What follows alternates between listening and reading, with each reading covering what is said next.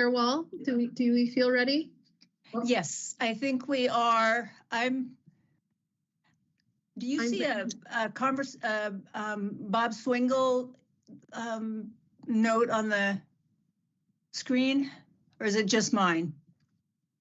Chair Wall, do we feel ready? We're ready to go yes, live. I think we are. Okay. Chair Wall, do we feel ready? I see I think we are. Bob Swingle Yes. note on the screen, or is it just mine? Okay, wonderful. Can you Yes. still hear me, Sarah? Yeah. Okay. Yeah, it was. I just had a moment there where I heard myself talking, but I wasn't talking, Okay. and so I think that was Bob Swingle's recording. So I think we are. just took me by surprise there. Yes. Yeah, I think we'll go ahead and get started. I just wanted to let you know, Chair Wall, that Debbie Colbert is listening in, but I made her promise to keep two hands on the wheel. She's still on her way north. So we're going to get things started on her with her listening in. Yeah, I think we'll go ahead and get started. Do you happen to know if Commissioner DeFries is also on? Great question. Commissioner DeFries. I am on, but I am also driving. Okay, super. Thank you. Please be safe. With that, Chair Wall, I was just going to kind of kick things off and then pass it to you and others and Commissioner King was going to offer her an opportunity to help me kick this off, and then we would go around and do introductions with the commissioners as well as our invited guests. Good afternoon, everyone, and welcome. My name is Sarah Reif. I'm the Acting Deputy Director for the Oregon Department of Fish and Wildlife, and this is our February 13th Commissioners Workshop. This is the first of two workshops this afternoon, and this one is focused on learning more about 6PPD.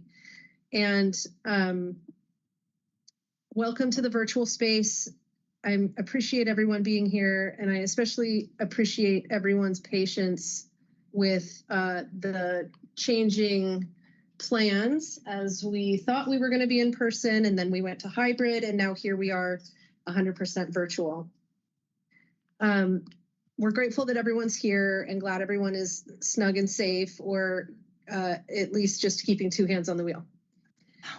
So we're here with this workshop concept. Last fall, we surveyed you all, our commissioners, and we talked about what issues are important, what issues are emerging, what are the priorities. And one of the issues that we heard from you all that you would like to hear more about is this emerging issue of 6PPD. And I will leave it to others to inform our listeners of what 6PPD actually stands for, because I have a lot to learn today. But we wanted to learn together about its potential impact on aquatic systems. That issue was elevated, and we thought that being in Portland for this meeting was a good opportunity to bring this topic forward. I want to welcome and thank all of our guest speakers for taking the time. I want to thank Becky Anthony and Spencer Swaski from ODFW for all their effort in helping organize this workshop, and appreciate everyone being here. So I'd like to offer Commissioner King the opportunity to say a few words to help me kick this off, as this is something that she recommended and something that has been a focus of hers for quite a while. And then I'd like to pass it to Chair Wall to start the commission introductions, and Mary, if you have a few words or remarks you'd like to make as well, and then we can continue with the introductions from there. Perfect. So, okay, thank you. So Commissioner King. Hi, everyone. Can they hear me okay? Where is this? Yes. Because we're way down here. Just checking. All right. Hello to everyone. Due to our inclement weather, it's been a scramble, but all good. Like Sarah said, everyone's safe and sound, and we've made it work. So I know this is an issue near and dear to a lot of people's hearts that are going to talk to us today. I'm going to keep it brief because you're not here to listen to me. We're here to talk about 6PPDQ. And I kind of got this idea as we kept talking about landscape level and what that means, and that it means also the cities, and it also means all these other things. And I kept hearing, and I was invited to a work group about this, like Sarah, I just didn't know. I didn't know what it was. So I participated in the work group and found a lot of passionate folks that explained what it is. And I thought we just need to know more about this. Why is Washington going gangbusters with this? And it kind of seems to be a really vapid space for us here in Michigan. At the same time, Senator Merkley had hearings, and so I listened to that and kind of was motivated to do this even more. And kudos to the executive leadership team of ODFW for being responsive of what I said on the survey. So I just, we can't see it today, but it's important to note that Portland is a city of 18. We have 18 endangered species within our city limits. That's 2.5 times any other urban area in the nation. And unfortunately, I know that a couple of commissioners that went to the Sportsman Show, and you're driving along Columbia and Marine Drive, usually when it's not weather like this, you can see the bald eagles. So it's not just salmon that are swimming under our 12 bridges that we always talk about endlessly. It is the rest of the species. And thinking about the Willamette Basin and how every fish in the Willamette Basin swims under our 12 bridges, they are affected by 6 ppdq in ways that we're still grappling with and trying to understand. So this, I think, is a step in that direction, and knowing what this is, where it is, how it's getting there, what it's affecting, and answering some of those questions and seeing where we lie in the space. And in a nod to our vice chair, I say that this is the opposite of her lament, that when people go to Brothers and look out at the rest stop and say there's nothing here, when it's the land of mule deer, it's the land of sage grouse, it's the land of pygmy rabbits and birds and butterflies and so many things, I would say that the same is true of Portland. When people come here and they just say it's a city, there's no habitat, that is the opposite of the truth. And I think that that's what we'll be talking about here today, and learning more about that and how this habitat can affect so many others. So again, I wanted to keep it brief because you're not here to listen to me. And I pass it now, I guess, to Chair Wall to introduce the rest herself and the rest of the commission, and we get into the workshop. Thank you, Dr. King. Welcome, everyone. I'm Mary Wall, Chair of the Fish and Wildlife Commission. I really appreciate people being here and your flexibility to put up with all that's happened already this morning. I see a few people on these panels that I used to work with years ago, which is great to see, and I appreciate you being here. Dr. King mentioned several things about this. I think this is a great chance for a conversation we've been wanting to have, and what I would look for especially is where all of this fits in the big picture for aquatic systems, as well as the other species that are impacted, including humans. So I look forward to it. I'll pass it right over to Vice Chair Hatfield-Hyde for her to introduce herself as well, and then we'll go to the other commissioners and get right to the panels. Thank you all. Thank you. Good morning. My name is Becky Hatfield-Hyde, and I am thrilled to listen to the panelists. Yep, howdy, Bob Spellbrink, Commissioner, Science, Oregon. I've already introduced myself, Leslie Gay, Bishop Portland. Good afternoon, Mark Blabhart, and I'd like to look Michelle in the eye and particularly thank her. When I saw the weather yesterday afternoon, I was planning on driving over this morning. And so I called Michelle and said, I don't think I'm going to make it. I'm going to try to come over tonight. And so she was able to get me a motel room last night and saved me from what was, I'm sure, horrendous drive this morning from Sister. So thank you, Michelle. You are welcome. And Commissioner Labhart, thank you for that, because that should have been my first thanks that I offered this morning as well, or this afternoon as well. Michelle has been working tirelessly to help us pivot to the virtual, is still working very hard right now as we speak to make sure this is all going okay. And so thank you, Michelle and team, for all of the help in making sure we pull this off. I really, really do appreciate it. I certainly couldn't have done it without my team. Yeah, absolutely. Great. With that, I would like to pass it to Becky Anthony and to Spencer Swaski to kick off the slate of great presentations that they've lined up for us. Sarah, could we have Commissioner DeFries introduce herself? Thank you so much. Sure. I'm sorry. I've got a limited screen I'm looking at here. Commissioner DeFries, I apologize. No problem. Thank you all for being patient with me while I'm also driving in virtual. I'm Dallas Hall DeFries. I am a commissioner for the East Region. Thank you. Back to you, Sarah. Thank you. Here's my point slides. And Sarah, I did see Merkley's office. Now I'm seeing them up here. And so they Oh, are, wonderful. Okay, they might not be on your screen, but they are there. wonderful. I saw that next. All set. Let's, We're there. yeah, if I may also just take a moment, I believe, I just wanted to acknowledge Sarah Schmidt, who's here on behalf of Senator Merkley's office, and just wanted to offer Sarah the opportunity to say hello to everyone if you'd like. Not to put you on the spot.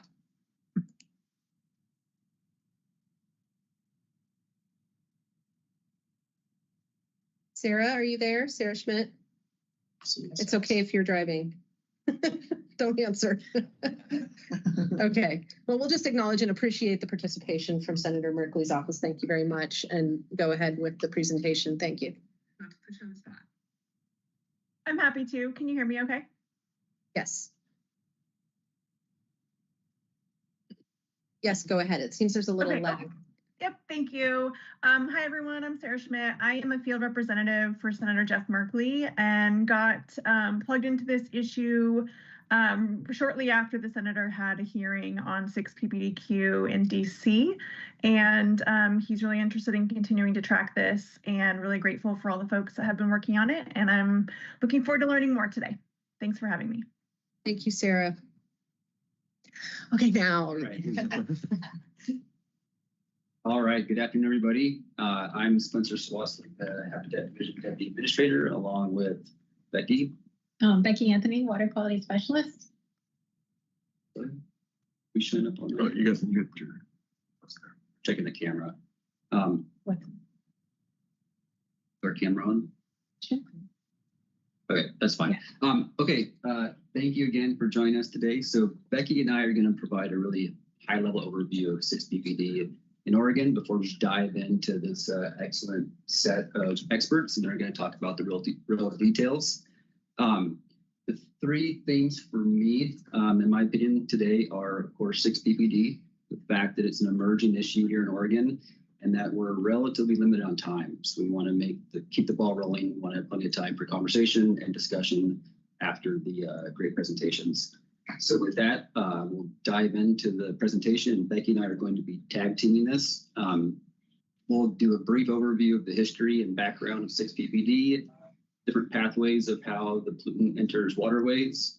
We'll talk about sensitivity for different species to 6PPDQ, and then give a really brief overview of the status of 6PPD from the federal side of things, as well as from Washington State. And then we'll take a little bit of a step back and look at limiting factors for fish in general in Oregon, and then wrap up with a preview of our draft Oregon Vulnerability Assessment. Right. So I'm going to start out with just a little bit of history. So in the 1980s, the salmon hatchery in Bellingham, Washington, experienced coho die-offs when they opened their surface water intakes during rain events. And so that was kind of the first attention paid to this event. And then in the 2000s, the people of Seattle had done a lot of habitat restoration on streams where coho were. And they noticed that the coho were still dying as they were spawning in these streams where they had done physical habitat restoration. So this led scientists to wonder what was causing this coho pre-spawn mortality. Was it disease? Was it some kind of environmental stress or an acute poisoning? Some combination of these, or was it none of these? So first steps, U.S. Fish and Wildlife Service and the National Marine Fisheries Service, they did a land cover analysis, and the land use that was most strongly associated with coho mortality was roads. And roads that were busier had higher rates of mortality, which was could often be over 50% of the coho that were spawning. So from there, scientists at the University of Washington, their Urban Waters Institute, and researchers at Washington State University, they set about studying roadway it's kind of a tongue twister, roadway runoff to determine what was causing these coho to die. So they started with creating a mixture of chemicals that are generally found, known to be contaminants in roadway runoff, such as heavy metals, hydrocarbons, fossil fuels. And they found that these contaminants accumulated in the tissue of the coho, but it didn't change their behavior or cause mortality, even at concentrations that were known to be toxic to coho. So they studied over 2,000 chemicals, and what they identified was that the chemical 6-PPD, which is a chemical that's added to tires to protect them from wearing down. So it protects the breakdown of tires from ozone. They found that this breakdown product, which is called 6-PPD quinone, was the cause of this coho mortality. And so they since renamed it to urban runoff mortality syndrome. And so this is just kind of a schematic of how it gets into the streams. So 6-PPD is the chemical that's used to protect tires from wearing down. So this chemical, as it interacts with ozone, it slowly migrates to the surface of the tire. And as the tires wear, these small particles, tire wear particles, kind of fall off into the roadways. And during these prolonged dry periods, these tire wear particles build up on the roads. And so the big rain events kind of corresponds to when coho are coming up to spawn. And so these tire wear particles wash off into the streams and cause coho mortality. And so the second side, and we'll get into this a little bit later today, but green infrastructure, like roadway buffers, infiltration, permeable pavement, all those sorts of things reduce the effects of 6-PPD.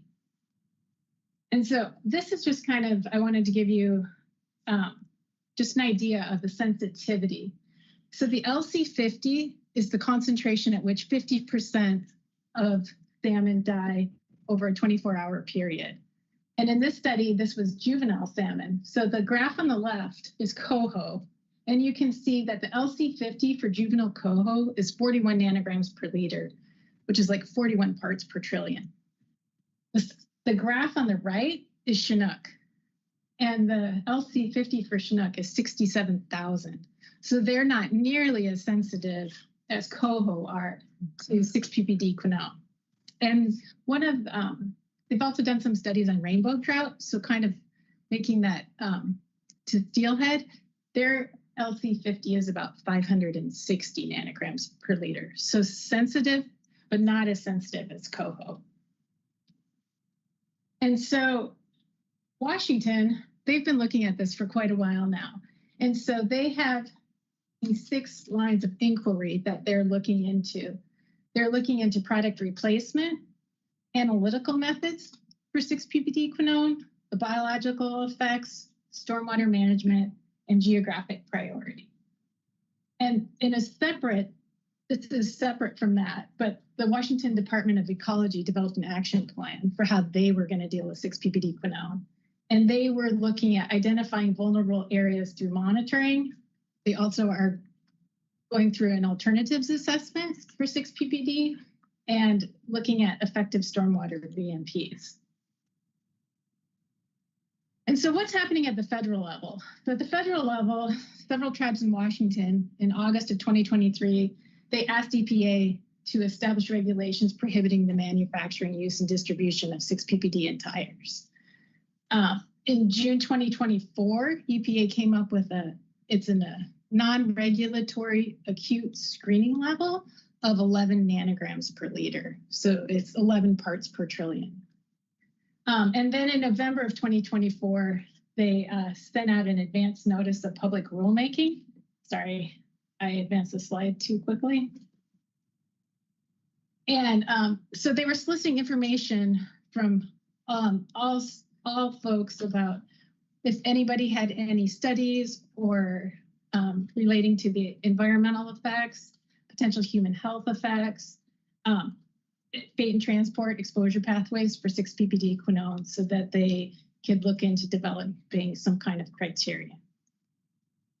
And so now I'm going to hand it over to Spencer. Great, thank you. So now we're going to pivot and look at our draft assessment of vulnerability here in Oregon for COHO and 6PPD. But before we do that, I want to sort of take a step back and just acknowledge the multitude of factors that impact almost every submounted species in Oregon, particularly those that are anadromous. This figure is a illustration of identified limiting factors for Oregon coast coho. There's two things I'd like to point out here. One, there's obviously a lot of issues affecting these different populations. And two, that not every limiting factor is a primary limiting factor for each population or strata. So, for example, just like non-native species are not necessarily a primary limiting factor for every coho population on the coast, it may be that 6PPD is the same. It might be a primary limiting factor for some areas, but not in others. But of course, we don't know that until we acquire more data and conduct more analyses. So with that, we will talk about data momentarily. So here's our framework for how we are going about our draft assessment of vulnerability in Oregon, and this is modeled after work in Washington. There are three primary data sets that we're incorporating here. So one is aquatic species, watershed characteristics, and then transportation. So for aquatic species, because coho are the most impacted by 6PPD, it appears we're using that. We're using our own fish habitat distribution data set.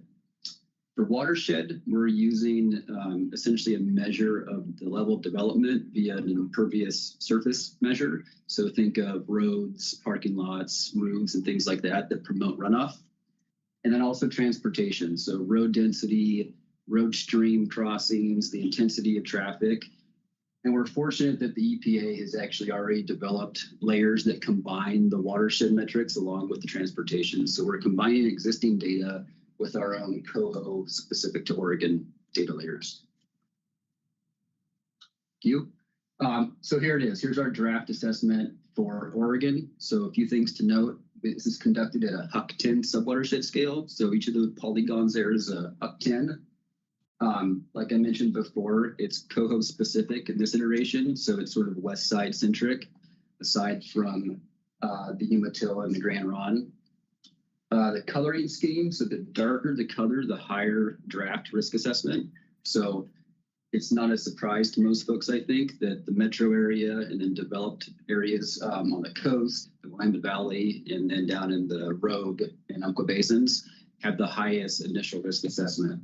And of course, that's because there is more development there, more roads, more impervious cover, and of course, coho habitat where they all intersect. So we started off at the state scale, and we can zoom down to finer resolution. Here's an example for the metro area.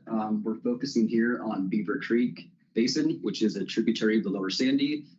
There have been some pre-spawn mortality events there that Todd will cover later in his presentation. We've identified it in this draft assessment as a medium vulnerability, and then we can zoom in even further and showcase the multitude of data sets we have at the finer resolution. So statewide scale, we're limited to kind of coarser data. When we narrow down to a sub-basin, we can really look at some of these finer resolution data. So this is Beaver Creek, flows from the southeast up to the north. A few notes on the data layers we have here. The purple indicates the coho distribution in the data in the basin. The background is a measure of impervious surface. So in the upper watershed, it's tan, indicating less impervious surface, less development. As you migrate downstream, you see that increase in impervious cover indicated by the orange. So more development, more roads, et cetera. And there's just a host of different data sets here. I won't go into too much detail, but we have things like municipal stormwater outfalls, barriers, pre-spawn mortality locations, and then some really cool new, very recent 6PPDQ concentration data that you can overlay. The point here is this fine scale data can really highlight locations where future monitoring could be beneficial. Next slide, please. And so this just further explains some other data sets we can incorporate. So we have our great transportation data, infrastructure, fish, other data sets we can incorporate here include social vulnerability. This is an SVI score produced by the CDC. There's just a multitude of things we can look at this finer resolution. And I could talk a lot about this stuff, but I think with time in mind, we're gonna pass it to Ben, and he's gonna cover all things fish in the North Clackamas district. Yeah, hello everybody. Ben Walczak, You guys hear me? Yep. Yes. Hopefully. Okay. I'm Ben Walczak, a district fish biologist for the North Willamette. I've worked in the district for about 15 years, and I've been the district fish bio for the last 5. And could someone move the slide ahead? So as Spencer mentioned, the district, the boundaries are to the west, we have the crest of the Coast Range. To the east, the crest of the Cascades. The north boundary is the Columbia River, and the southern boundary is roughly Salem. But really what's very important about this district is its population, its people. It's half the state's population are packed in this district. So that means we have a tremendous amount of infrastructure. So we have federal highways, state highways, all the way on down to like a dirt road and a private residential area. There's a lot of eyes on these waterways because we have all those people. And we work with partners like our federal level, we have, Forest Service, BLM, even the Coast Guard. State level, we work very closely with ODOT for all those infrastructure crossings. We work with DEQ and the Health Authority. And then we work with municipalities. So think the city of Portland, city of Beaverton, city of Salem, all the cities. Work with hydropower entities like PGE, who has a massive facility right in the middle of the district at Willamette Falls. We work with 7 counties in the district. We work with all the water providers that provide all the drinking water for all the people in the district. There's 17 or so watershed councils in the district that are also looking. There's colleges, there's NGOs, and there's schools. So from grade school to high school, they all have wet labs and are looking at different streams. There's guides that make a living on the water, and there's anglers and recreators that are fishing and are out there touching the water every day. But most of all, there's all those concerned citizens that have waterways in their backyards and they're reporting to us. And then we have our ODFW presence, so you think adult salmon spawning surveys, you think life cycle monitoring crews, and we also have large-scale creel programs when we have these intense fisheries in the district. Next slide, please. And again, we have ESA-listed fish throughout the system, throughout every system in the district, every month of the year, both juvenile and adult. For this slide, I just took a Clackamas River run timing slide from PGE's North Fork, but coho is what we're going to really focus on. Cohos start in our district around August 1st. We know that because they pass Willamette Falls and Bonneville. So they're in the Columbia and the Willamette as early as August 1st. Important to remember that during that time period, the water is the warmest it is of the whole year, and the Willamette and the Columbia don't stratify. So those fish are under stress. Our first measurable rain is generally on August 15th, and that moves fish out of those large systems into the large tributaries. So I think the lower end of the Sandy and the Clackamas. And then with intensity and duration, it might take 2 or 3 rains for coho to be spread through every system that has an adjuvant passage in the system. And we know that because, again, those people call us and tell us there's fish in their backyard. And we do spawning surveys, both ODFW does fairly intensive as well as the feds. Next slide, please. And so how do we detect things? I would say overall, we're very reactive and not very proactive. We look at these mortality events that we get kind of through the lens of a fish kill or a spill. So think your ORS calls, so Oregon Emergency Response System calls, all the partners I said, and then the community calling us. Our front office staff does a great job of this. They take between 80 and 100 calls a day. Again, they're not all fish kill or whatever, but that's about the level of calls we get. So we get a report, like in this case, it was a really an unusual heat event. The Willamette River's temperature spiked, and this was during the peak of spring Chinook migration. We had these fish move and die in the Willamette, the Clackamas River, Crystal Springs, which is a tributary to Johnson Creek and Tryon Creek. So fish were trying to get anywhere where there was cold water, and they were sick and dying. It was attributed eventually to C. Shasta, but we can also really detect on an acute small stream scale, and a good example of that is Tickle Creek, which is a tributary to the Clackamas River. The landowners would call, and sometimes the responsible party would actually send an ORS report, and it ended up being like a chlorine spill. And that's where we discover those mortality events. With that, that's really what I have. If you guys had any more questions, I know it was very brief, feel free to reach out to me. Thank you. Thank you, Ben. I think we go to Todd Hanna next. Hi, everybody. Thanks for having me here today. I appreciate it very much for me to have this opportunity to share some results of spawning fish surveys that I do with my students at Mount Hood Community College in the Fisheries Technology program. So back in 2011, we started to conduct regular surveys on Beaver Creek, which you've already seen a map of that watershed. And we're fortunate that that's right out our back door. So it's an easily accessible stream. It's a great one for us to work on. And it's got 3 listed stocks of fish, all part of the Lower Columbia ESU. So we have ESA listed coho, fall chinook, and winter steelhead, all 3 in Beaver Creek. And we've even picked up the occasional chum in the lower part of the system as well.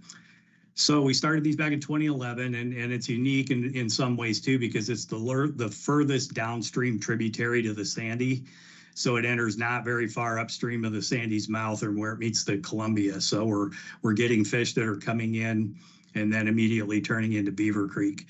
So we started to look, we incorporated observations of pre-spawn mortality when we started doing the surveys back in 2011. So now we have 14 years worth of information, and we'll look at those numbers here in a second. So we follow the ODFW OASIS spawning survey protocol. And we train the students to do that over a couple of weeks between both myself and some ODFW biologists that'll come and assist me with that, making sure we get the students as ready as we can for them to go out and start surveying. So the data has been collected in a variety of different ways over those years, starting with paper data sheets, and then now more recently using the same survey 1, 2, 3 forms that ODFW uses during their spawning fish survey. So it's great because the students get some experience with that as well. And now whenever you indicate that you are sampling a female carcass, pre-spawn, whether it's a pre-spawn mortality or not is a required field that you have to enter. Prior to these forms, about I think maybe 4 years ago and further back, it was entered as a comment. So it wasn't a required field at that point, but now it is. So if you say female, then you have to make a determination of what that is. And so we only determine that for females. It's not a required field for males. So we don't try to even evaluate it in males. And personally, I have not come across a way that I'm comfortable with to make that determination in males. It's too subjective in my opinion. So we base the female pre-spawn mortality on presence or absence of eggs. So if there's 50% or more of the eggs still present in the body cavity, that's considered a pre-spawn mortality. Less than 50% is considered a no pre-spawn mortality. And normally we don't really have much trouble making that determination. It's pretty clear cut. It's either the eggs are mostly gone or they're mostly there. So it's not really that difficult a decision to make based on the fish that we see in Beaver Creek. Next slide, please. So this just shows the extent of our spawning survey area. So we survey just about the lower 3 miles of Beaver Creek. And that makes up 4 different survey segments. And with Mount Hood Community College there, you can see in the lower left of the map. So over the course of our survey time, we start surveying try to get as early in October as we can once the students are trained, and we go till about the middle of December most years. And over the course of that time period, we'll survey each of those segments, try to hit them 4 to 5 different times at least each. So 20 to 30 total surveys over this 3 miles in a typical year. It kind of ranges a bit depending on survey conditions and what the weather's doing and whether or not we can survey on any given day. Okay, next slide, please. So this is a typical pre-spawn mortality carcass that we find. And you can see that clearly she did not spawn. And so this is what we tend to find when we find one. Next slide, please. So this is for Coho, and this is a summary of the years 2011 through 2024, just this past fall. And this is for females only. And you can see there's quite a range here from 0 to 100%, basically in the carcasses that we sample that are pre-spawn mortalities. And it's not a lot of fish. But again, this is only females. We find a lot of male carcasses as well. In fact, typically even more males than females a lot of years. But again, we're not making that determination. My hunch is that likely a fair number of those are also pre-spawn mortalities, but we can't really determine that as well. So you can see over the course of that time, the average over all those years is about 57% of the female carcasses that we've sampled in those lower segments of Beaver Creek have been pre-spawn mortality. So pretty significant number that we tend to find. Next slide, please. We also, and I know Chinook are not as known to be as susceptible as, let's see, I think there's one more slide prior to this that has the Chinook numbers on. Yeah, right there. And I know Chinook are not known to be very susceptible to pre-spawn mortality, but we have found a few. It's not a lot, but we do occasionally find pre-spawn mortality Chinook as well. And whether or not that's due to 6-PPD or some other cause, I can't really say, but we do find them occasionally right along with coho in some years. Okay, next slide. So another thing that we have noticed, and this was brought up earlier by Becky and Spencer when they were doing their presentation, is that we do tend to find them after extended dry periods and after a rainstorm, during and right after a rainstorm. And so it's a looks like a fairly good relationship there, and we can document that. One of the things that we're fortunate to have is we have a USGS stream gauge on Beaver Creek located just downstream of Stark Street. So you can get a hydrograph from that, and you can plot out when storm events occur. And then I can put the dates of pre-spawn mortalities when we find them on that hydrograph. And there definitely seems to be a relationship there between a dry period and then a storm, and then we find pre-spawn mortalities. So it definitely is noticeable. And then also downstream of those high traffic road areas in the Beaver Creek watershed, which are Southeast Stark and Troutdale Road, especially right there near campus. The further upstream you go, you get into a much more rural area, much less traffic density. And Katie Holzer will be, I think, showing some of that data that Spencer mentioned on the recent 6-PPDQ sampling that was done following the dry period we had in January. And then last slide is just the location of where we have seen those. So this is a bit zoomed in on the map that Spencer had that has the locations of the pre-spawn mortalities we found over the last 3 years. And you can see they're all downstream of Stark Street, Southeast Stark Street and Troutdale Road. So again, kind of correlating with where the high traffic density is. And also there's a pretty significant storm drain that comes into Beaver Creek right there at just above Stark Street, just upstream of Stark Street. So with that, I think that's my last slide. So thank you.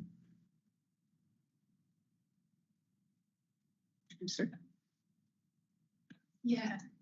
Jennifer, I think you're next. Yes, thank you. Yeah.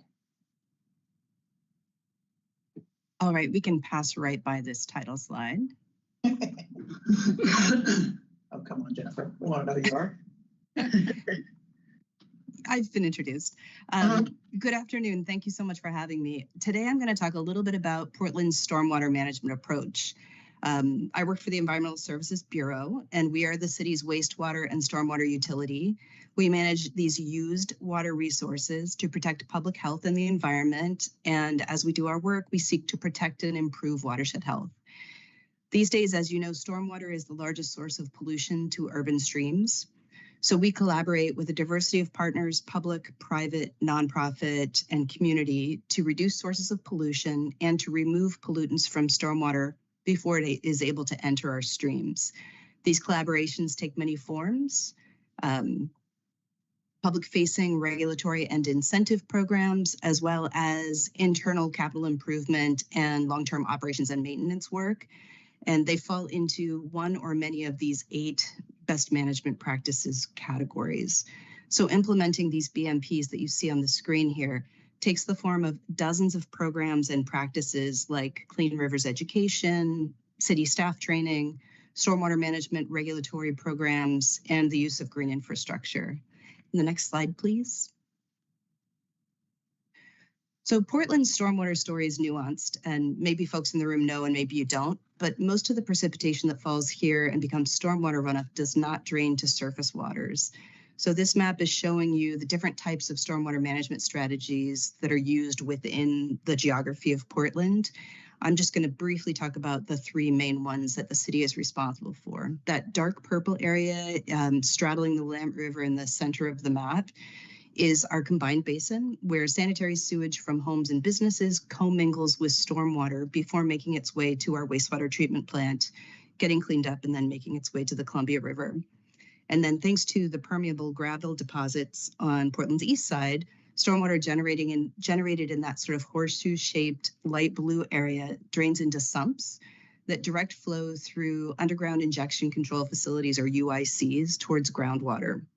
And then finally, the green areas that are in the southwest corner of the city along the Columbia Slough on the north side, and then in the middle to Upper Johnson Creek Basin on the south side, those represent our municipal separate storm sewer system, or MS4, and it is in these areas that stormwater that enters catch basins flows directly to surface waters.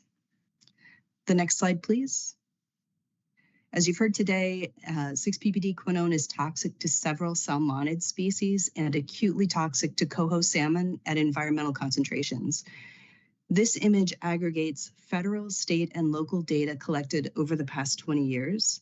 So the colorful lines, so this is an image of the city of Portland and the surface waters. The colorful lines show you the 6 salmonid species that reside year-round or migrate through Portland's watersheds, representing 15 ESA-listed salmonid populations, including coho salmon who spawn here annually. Data collected 3 times a year by our city biological team find all salmonid life stages here in Portland streams, including distinct population segments and ecologically significant units from out of basin. So these data tell us that how Portland manages stormwater can affect both resident and transitory listed salmonids. And the next slide, please. So another busy slide for you. Portland's stormwater management efforts are based in adaptive management. The data that influence the terms of our permit inform our stormwater management plan and thereby affect the details of how we implement, or how BMP implementation helps us to realize our goals. So we are reliant on the data that we collect, monitoring data and so on. While existing programs and infrastructure, in other words, these BMPs and the programs that implement them, likely help to reduce 6-ppd quinone movement into our surface waters, there is room for improvement. And I want to just talk about a couple of examples. And this is my last slide. We work with communities, for example, through various education, outreach, and incentive programs to encourage them to adopt behaviors that are protective of water quality. Our current messaging encourages folks, for example, to reduce household pollution to stormwater by taking the car to the car wash instead of washing it in the street, and thinking of the storm drain as an extension of the river. So we could improve this. We could add additional messages about how our car maintenance activities, our driving behaviors, and even use of alternative transportation affect salmon, and advice about how to be better salmon stewards could reduce the presence of 6-ppd quinone on our roadways. On the industrial side, we regulate businesses whose activities have the potential to pollute our waterways using industrial stormwater permits.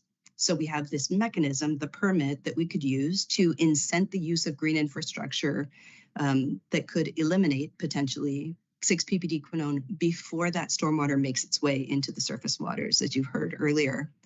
And then finally, on the municipal side, an excellent example is street sweeping as an opportunity for improvement. Preliminary studies suggest that street sweeping could remove tire wear particles and thereby reduce the amount of 6-ppd quinone available to wash into surface waters.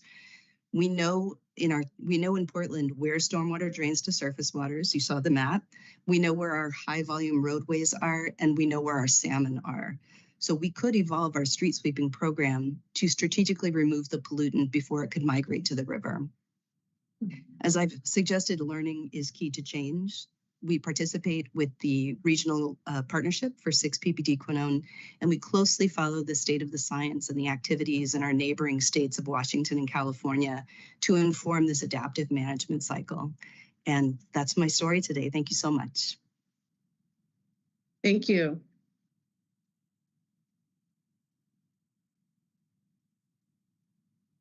I don't know what the agenda is, so you guys have to introduce yourself. Yes.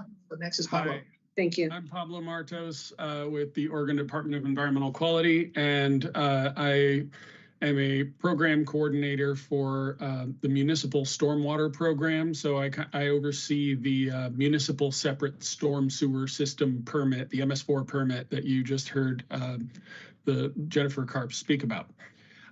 Next slide, please. So yeah, stormwater is just one of the programs at DEQ that interface with the problems of 6-PPD quinone. The first time the Environmental Quality Commission got a briefing on 6-PPD quinone was because of an otherwise procedural update to some Oregon administrative rules related to the outdoor storage of waste tires. The Oregon Association of Clean Water Agencies, which is, some sewer districts, counties, municipalities like Portland, they brought it to the attention of the Environmental Quality Commission when these rules were coming up for modification. The problem of 6-PPD quinone extends to all outdoor uses and storage of rubber materials, not just waste tires and not just rubber on the road. It's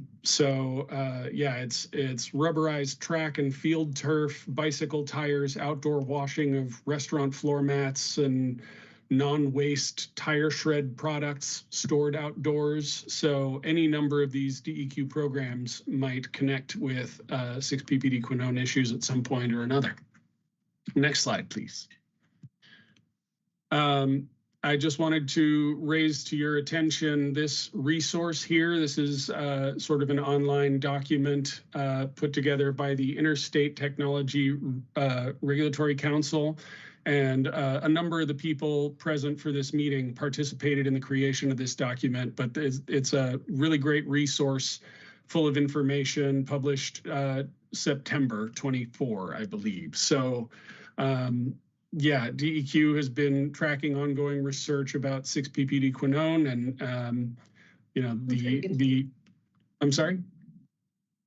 I apologize. Someone was trying to get into the room. Sure. So the website is 6ppd.itrcweb.org. It's a great resource, and if you go to the next slide, you can see that there's a whole chapter on policies, regulations, and laws. Next slide, please.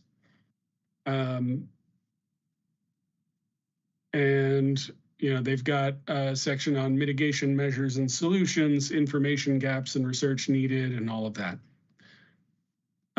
Next slide, please. Could we?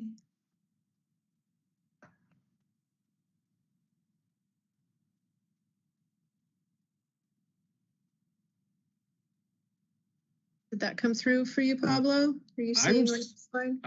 I'm still seeing the first slide on the 6-PPD quinone document. Now I've jumped all the way to the end. Okay, so I think the ongoing research slide is where we should be at this point. Thank you. Yeah, okay, thank you. Yeah, so at this point, there isn't, I think Becky mentioned the EPA did publish in May 2024 an acute screening value for aquatic life, but because the research is so new and only limited toxicity testing data were available, a screening value isn't something that can really be used in water quality permitting because it's a little less certain than what is recommended for that, which is the aquatic life ambient water quality criteria. So it requires a lot more data to get to something that we can really use in our permitting effectively. But the DEQ Water Quality Standards Program is working on developing implementation procedures for a narrative toxic standard and evaluating how to use the 6 ppd screening value in water quality programs. DEQ is participating in ongoing discussions to closely track updates on analytical methods, research, regulatory actions, and other activities related to 6 ppd quinone. Including attending the regular meetings arranged by Washington Department of Ecology with entities like EPA and University of Washington. We attend the Oregon Regional 6 ppdq Working Group that you'll hear more about shortly. DEQ is also an active board member presence on ODOT's Stormwater Technology Testing Center to provide stormwater program insights while remaining aware of current technology and related BMP effectiveness efforts.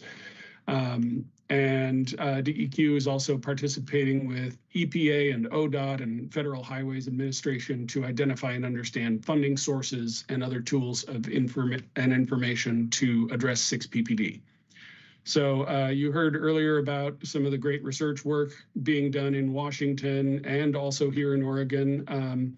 But most of the information we have right now is based on modeling and not field conditions. So there's a lot of fate and transport research that's still needed, local prioritization mapping based on traffic and proximity to salmon-bearing streams. We still don't know, for example, the most effective composition for a filtration media or what source controls may be effective besides infiltration, which just prevents the pollutant from mobilizing and getting to surface waters in the first place. And we don't know much about the half-life and other factors affecting mobilization.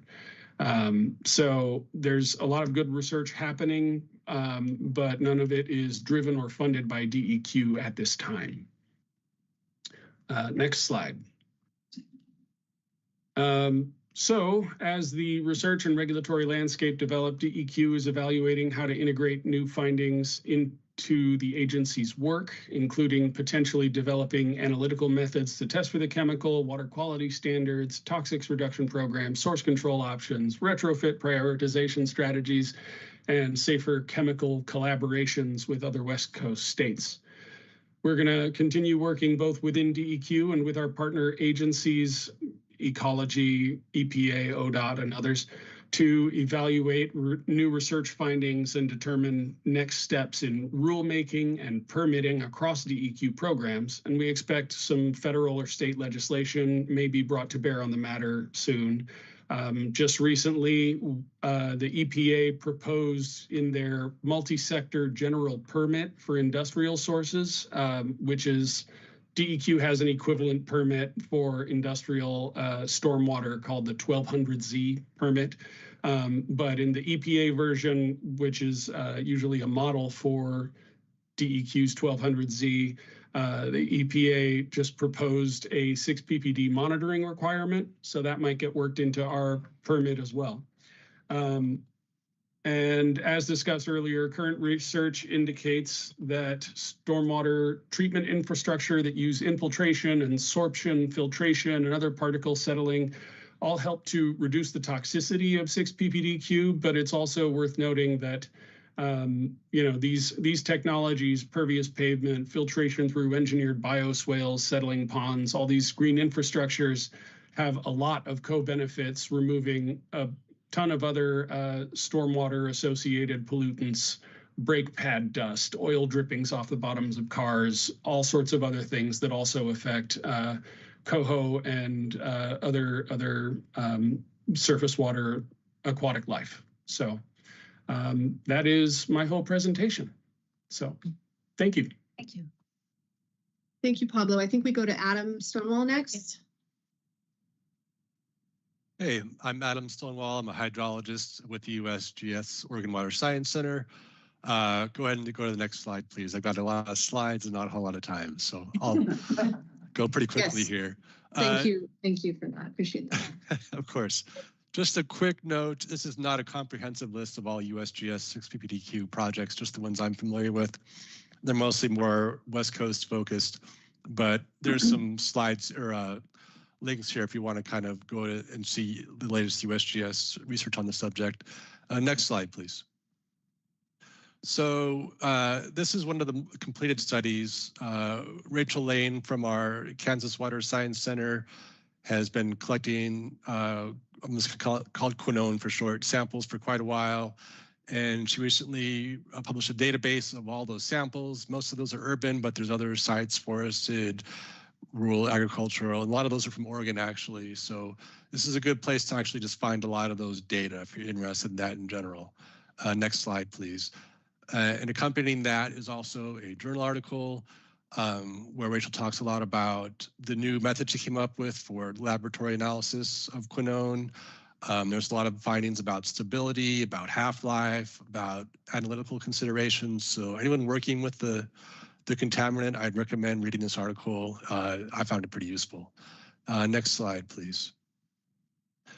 John Hansen from the Fish and Wild, Western Fisheries part of the USGS, and his team have been working with making a hotspot map, kind of similar to what Spencer described before. And this takes quite a bit of different metrics. I think it was in the 40s or 50s, the number of metrics it looks at the research of each of those metrics and tries to assign a weight to those to find out where they estimate the concentrations of quinone should be highest. And this is a CONUS-wide, the whole US. We're expecting this to be published sometime in the first half of 2025, but no promises, things always pop up, but that's how that's planned. Next slide, please. This is some work being done in California right now by Jacob Fleck and his team. Currently, if you want to sample quinone, you're typically doing either grab samples or using an auto sampler, which is pretty time and personnel expensive. This project is looking at using fluorescence as a proxy for quinone. And if this proves to work out, this could be a game changer for how we actually monitor the pollutant. They've had a lot of success with doing this with PFAS, which you probably have heard to before, is called as like a forever chemical. And they've had some early success with this. So we're hoping to incorporate this in some of our newer research in the near future. Next slide, please. This is something that you may have heard about because it's more local. There are 8 state DOTs that have put together some funding together, something called a pooled fund. And they have reached out and asked USGS to do a proposal where we actually investigate the effectiveness of BMPs, these bioswales and other things that have been talked about earlier, and how effective those are in reducing the concentrations of quinone. So this would be a 4-year project and hopefully would start sometime before the next rainy season. And next slide, please. And I think this might be the last one. This is Puget Sound modeling. You've seen this little cartoon before earlier in the day, but the basic idea here is we want to actually use a model called SELDM, the stochastic empirical loading and dilution model, to actually try to monitor how quinone behaves during storm events and to try to get estimates of how much we expect it to be over specific concentrations during the course of a year. So this is like a proof of concept for how we might monitor specific roadway, waterway interactions. There's a lot of overlap with this in the previous project. I'm happy to be involved with both of those. So we'll see how those kind of play together. I think that's the last slide, if I'm not mistaken. Is there one more? Or?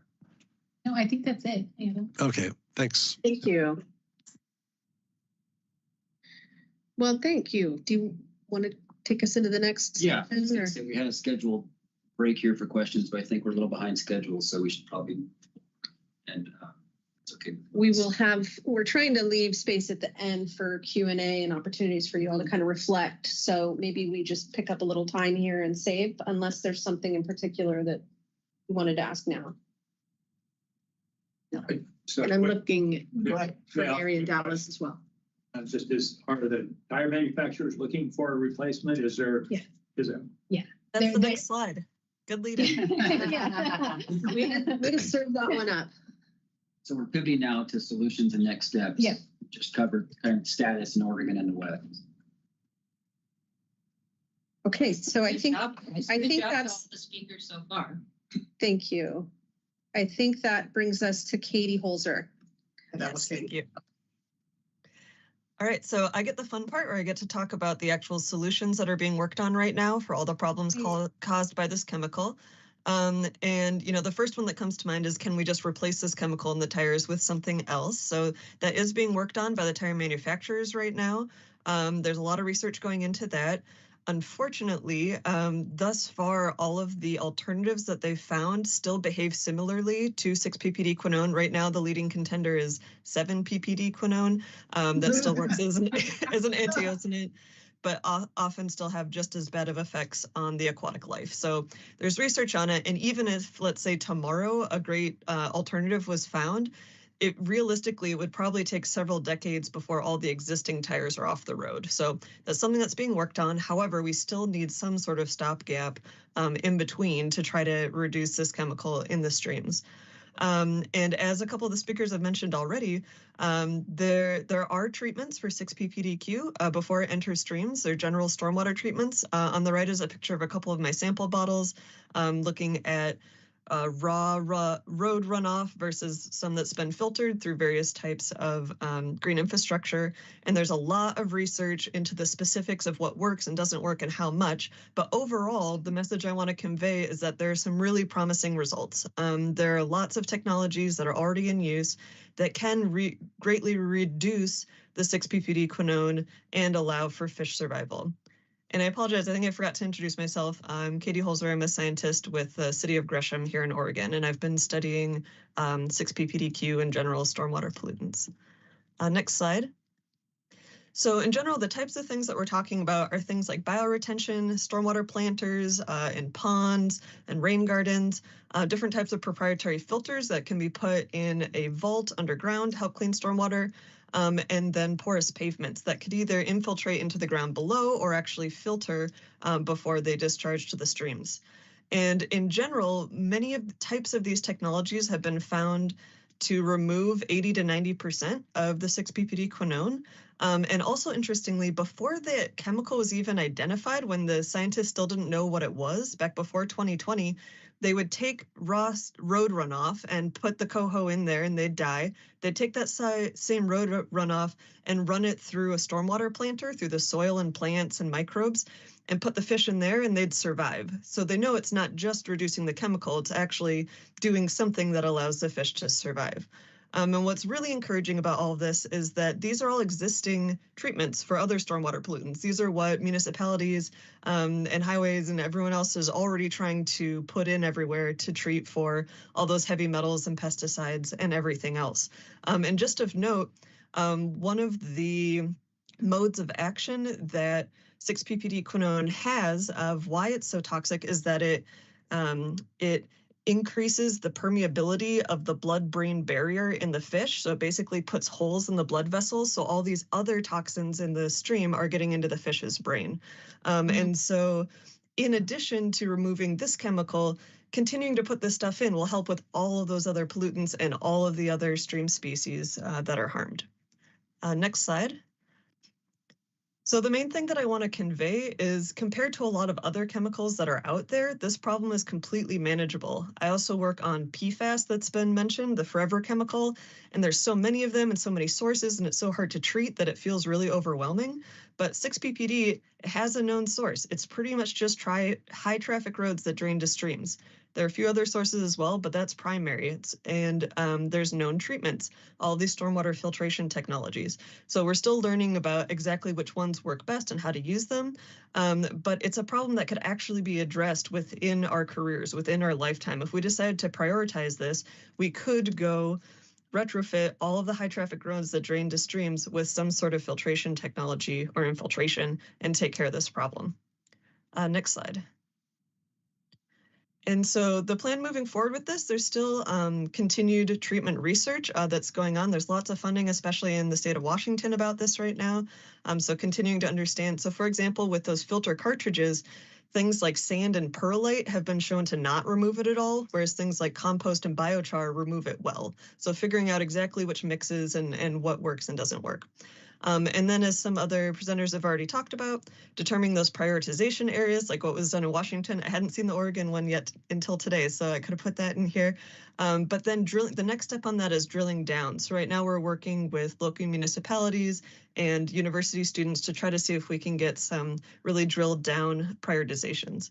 But then the big thing, we kind of know what we need already. We need stormwater treatment for the high traffic roads that drain to salmon streams, and that takes funding, right? So it's not that hard to put in bioretention or porous pavement or filter cartridges, but it takes money. And in order to treat all those roads, we need the funding to be able to put that in.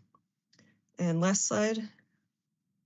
And so I wanted to bring it back to our case study that we've been talking about, Beaver Creek, that runs through Gresham. So this is a creek where we have a lot of pre-spawn mortality of coho. And we've been sampling the 6 ppdq there. And this is data that I just collected a little less than 2 weeks ago when we had that dry spell in January, and then we had a big rain event that flushed pollutants out. I collected data, I had just heard from Todd that Stark Street seemed to be a barrier. So I collected data of where the water's coming out of that outfall and mixing in the stream. And there's a part in that stream where the 6 ppdq was 700 nanograms per liter, which is 50 times the EPA guidance.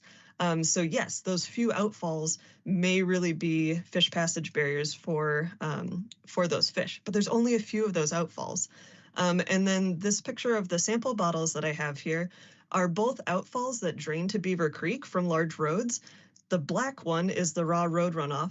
The clear one is that same road, that same high traffic road that's filtered through a layer of porous pavement first, right? So if you could, and then the bar graph is data from that. So reduces the 6 ppdq by 90%, as well as a bunch of other pollutants. I have a publication on that we can link you to recently. So what I'm thinking is if we could just apply treatment like that, there's only 15 miles of major roads that drain to Beaver Creek. If we could either infiltrate that water or put in porous pavement or put some bioretention, or even there's only a handful of outfalls that really have that polluted water coming out, it's totally doable to retrofit those few, and then Beaver Creek itself might be able to sustain all the coho that are coming up without poisoning them. And I will pass it off to Jenny. Thank you, Katie. Hi there. So yes, I am Jenny Morgan with Oregon Department of Transportation, and just want to make sure you guys can hear me okay. Yep, loud and clear. Thank you. Okay. You can go ahead and move to the next slide. So I feel like this is a little bit of a culmination of all our speakers leading up to ODOT here, because ODOT's been mentioned several times. Obviously, we are an agency that has a lot to do with high traffic roads. That's kind of what we do. And so when 6 ppdq came on the scene, we kind of jumped in with both feet. We are also a stormwater regulated entity, just like City of Portland and City of Gresham. So we have all of the same kind of stormwater management requirements to deal with the runoff coming off of the high traffic roads that ODOT manages. But the question for us is, we have limited resources. How do we best expend those dollars to actually impact and reduce 6 ppdq from the highway system? So I did participate with Pablo on the Interstate Technology Research Council over the 2023-24 period. And as Pablo mentioned, that's an agency that really focuses on putting together kind of the state of the knowledge on environmental problems from many different topics they research. And so our committee was specifically focused on 6 ppdq. That committee had representatives from, federal, state, and local agencies, nonprofit, interested third parties, as well as industry representatives. So we had tire manufacturer representatives on our committee. And what we were doing was kind of coalescing all of the research to that point in time on 6 ppdq to try to get that kind of state of the knowledge understanding of where we are with 6 ppdq. And this figure is just one that the committee put together on Fate and Transport. And then we put all of that information out on this publicly available website that Pablo was showing you the homepage for earlier. And the link is at the bottom of this slide here. The goal was really to put this together for individuals like yourselves, for upper level managers at agencies, to help them to understand what the issue is with 6 ppdq, what its Fate and Transport is, overall impacts on many different species, potential mitigation strategies, as well as policy implications. So if you're really looking to understand it more, this is a great resource to go to. Okay, next slide. So in addition to participating there, ODOT does a lot of research. We have a whole research section, and we do research both that we directly fund as well as combination research we do with agencies across the country. And so currently we are leading a Federal Highway Administration Transportation Pooled Fund, and that's specifically focused on the 6 PPDQ question. So we've got a $1 million budget, which is funding that was contributed from 8 different departments of transportation across the country, all the way from Maine, Pennsylvania, and Alaska, as well as all of our West Coast neighbors. Next slide, please. And so the specific title for that study is Stormwater Management to Address Highway Runoff Toxicity Due to 6 PPDQ from Tire Rubber. And we have 4 objectives. And mainly, we want to equip departments of transportation with targeted, cost-effective highway runoff. Our first objective is to hopefully assess stormwater BMP design effectiveness. So as both Katie and Jennifer mentioned, we do design and install many different types of facilities along the highways to manage the stormwater that's running off of them. And we've been doing that for years to alleviate and mitigate other pollutants from the highway. 6-PPDQ is now a known additional pollutant in that mix. And so what we want to understand is, okay, well, we're already doing this. We've been doing it for years. So are all those facilities that we've got out there, are they effective for also reducing 6-PPDQ? And then as we move forward, you know, which of those are the ones to really hone in on or prioritize for future installations to make sure that we're effectively addressing this? And so that leads into actually kind of our, our fourth objective down there is kind of prioritizing where to locate those, because we have many lane miles across the state of Oregon, and we cannot build facilities, you know, along all of those lane miles across the state of Oregon. So we want to prioritize where we should be locating these. We also want to understand better the characteristics of the highway system that are most contributing to the runoff of 6-PPDQ, both the generation and the runoff. So that's looking at things like road speed, curvature, slope, curbing along the roads, things like that. So that's another objective of this study, is to look at kind of that fate and transport for 6-PPDQ.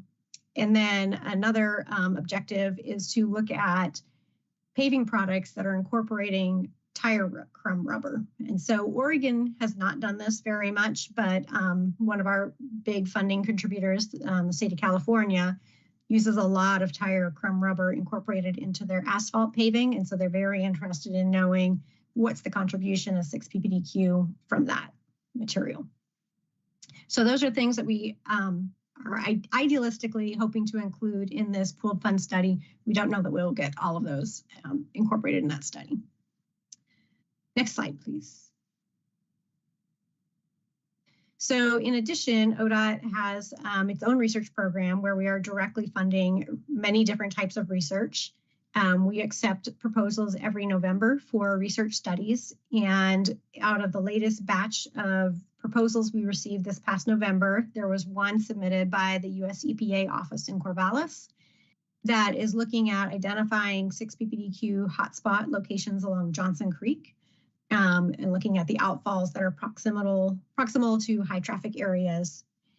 And in addition to looking at those locations for, you know, what's coming out of those outfalls, essentially kind of identifying hotspots, the second part of that study would be looking at the types of biofiltration facilities that we are already installing and how they are, whether or not they're effectively reducing 6-PPDQ. So trying to help hone in on, you know, which facilities are most effective. And they're one way that they're hoping to do that in this study is really looking at the soil mixes that we use and how effective those soil mixes are at reducing 6-PPDQ. Next slide, please. And then we have a new study that's actually kicking off here just in the next couple of weeks that ODOT is funding in partnership with Oregon State University. And that one is looking at reducing 6-PPD, 6-PPDQ, and other tire additives from highway runoff using biochar. And so biochar is just this, essentially a charcoal product that would be mixed into our soil mix that we currently use in our stormwater facilities. And so the idea is to really look at whether or not the addition of biochar to our standard soil mix increases the reduction of 6-PPDQ and whether or not it's a significant enough reduction to warrant incorporating it into that soil mix. And so they'll be looking at the, the effectiveness of the biochar, just looking at influent and effluent, and then as well as its toxicity to salmonid species. And that's all I got. Great, Jenny. And then Roy, you're going to take us home on the presentations here, and then we'll have time for Q&A and reflection with the commissioners. And I think just given where we are in time, we're not doing too badly, but I think I might eat into our 30-minute break a little bit, if that's okay. Cool. We'll plan on that. So Roy, please. Thank you. Yeah, thank you very much, everyone. My name is Roy Ely with Multnomah County's Water Quality Program. I'm currently serving as the chair of the Oregon Regional 6-PPDQ Working Group. As you can tell, there's a lot of passion here in this room. Most of the speakers, all the speakers here today are part of this group. And we've come together because this really is kind of the issue of our time. If you've been working in the conservation or stormwater area, we've been waiting for the solution. We've been waiting for the knowledge of 6-PPDQ. And so when we put the call out to say who was interested, there were a number of folks who were already working on the issue. And so we quickly got together to form this group. We've been meeting since June of last year, and we are kind of just getting started, really. We are a little bit behind where the Washington group is, but we have to find for ourselves a purpose and somewhat of a process. There are really just very simply three things that we're doing here. First, defining the extent of the problem, then identifying the roles and responsibilities that each of us have to solve the problem, and then to identify the actions to address the problem. We're learning a lot from the Washington 6-PPD Working Group. They have been very generous in providing us support, knowledge, and understanding of what they're doing. We have monthly meetings so that we have an opportunity to share the information and to field comments and questions and share insights through that. Next slide, please. So to talk more about defining the problem, I was really happy to see the draft state vulnerability assessment that Spencer shared. But there's really two scales of thought here. One is the statewide scale, if you're considering that the whole population of coho, that all the different populations of coho in our state. And then there's this other more smaller scale, is the local stormwater prioritization scale. So imagine if you have a community, you have a stream, you've been doing a lot of restoration in that stream, including riparian planting, fish passage work, and stormwater retrofits and things, that you've invested a lot of energy. And so trying to think of now, how do we address 6-PPD is really going to be up to the local cities, counties, watershed councils, soil and water conservation interests to really think of how to prioritize that work. And so while we have these two scales working together, I think soon we'll be able to figure out kind of for ourselves together and separately what the problem is. Next slide, please. So in this working group, we have an email list of about 80 folks. It's growing every day. And there are many, many folks who are as equally passionate about this work as we are today in this group. There are many cities and counties. We have participation from state and federal agencies. We have direct line in with the Columbia River Intertribal Fish Commission, numerous watershed councils, soil and water conservation districts who do great work locally. We have participation from the Willamette Riverkeeper, Tualatin Riverkeeper, and the Rogue Riverkeeper.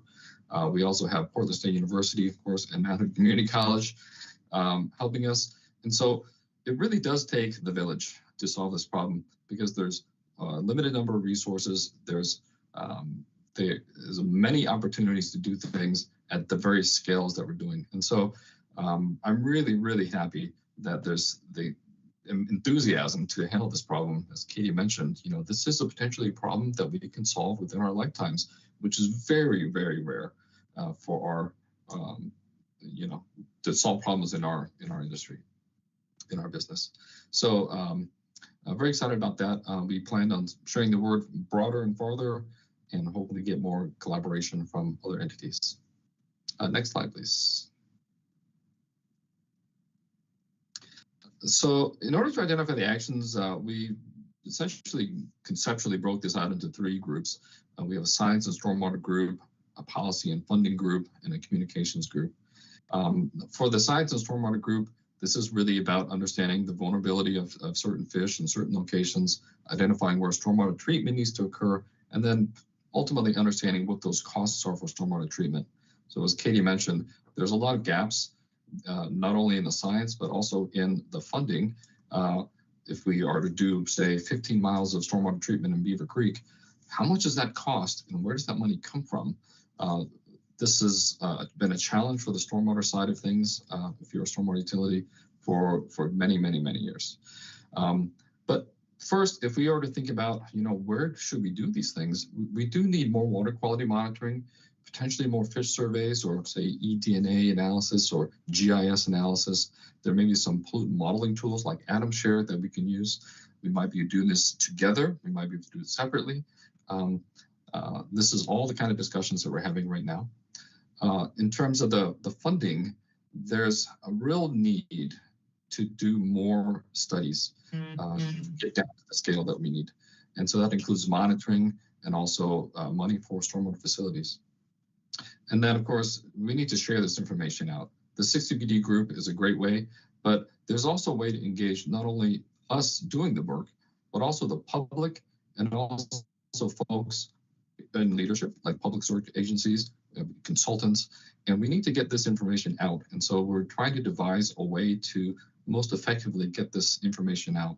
And I say this especially with pervious pavement in mind. This is an emerging technology. It's not really well accepted yet, but we know from Katie's data and others that this is a very effective way to do stormwater treatment. Imagine that roads need to be repaved regularly, 15, 20 years. And so this could be one way to effectively and efficiently do this type of work without having to take up more space in the right-of-way where we have storm planters like in the photo here. We can see in the near future, there's going to be a dramatic need for information sharing and funding, and that's what we're going to work towards as we go through this process. That's all I have to share. Thank you. Thank you, Roy. Is that it? Yeah. For our presentations? Great. I think let's go off of sharing, Caleb, if you wouldn't mind, and turn our attention to the commissioners for your questions and reflections. Commissioner Leppard. Okay, thanks. I have 3 questions and then 1 comment. First of all, very informative, thorough, and I also appreciate the passion from the presenters about this subject. Pablo, you mentioned state and federal legislation. Can you tell me what that looks like? Is there any action that's being taken? State and federal legislation. That's my first question. As far as I know, nothing is in the works with this upcoming legislative session within Oregon. And all I know about the federal level is they've got other fish to fry. And we've heard very little out of our representatives to the federal government about it. But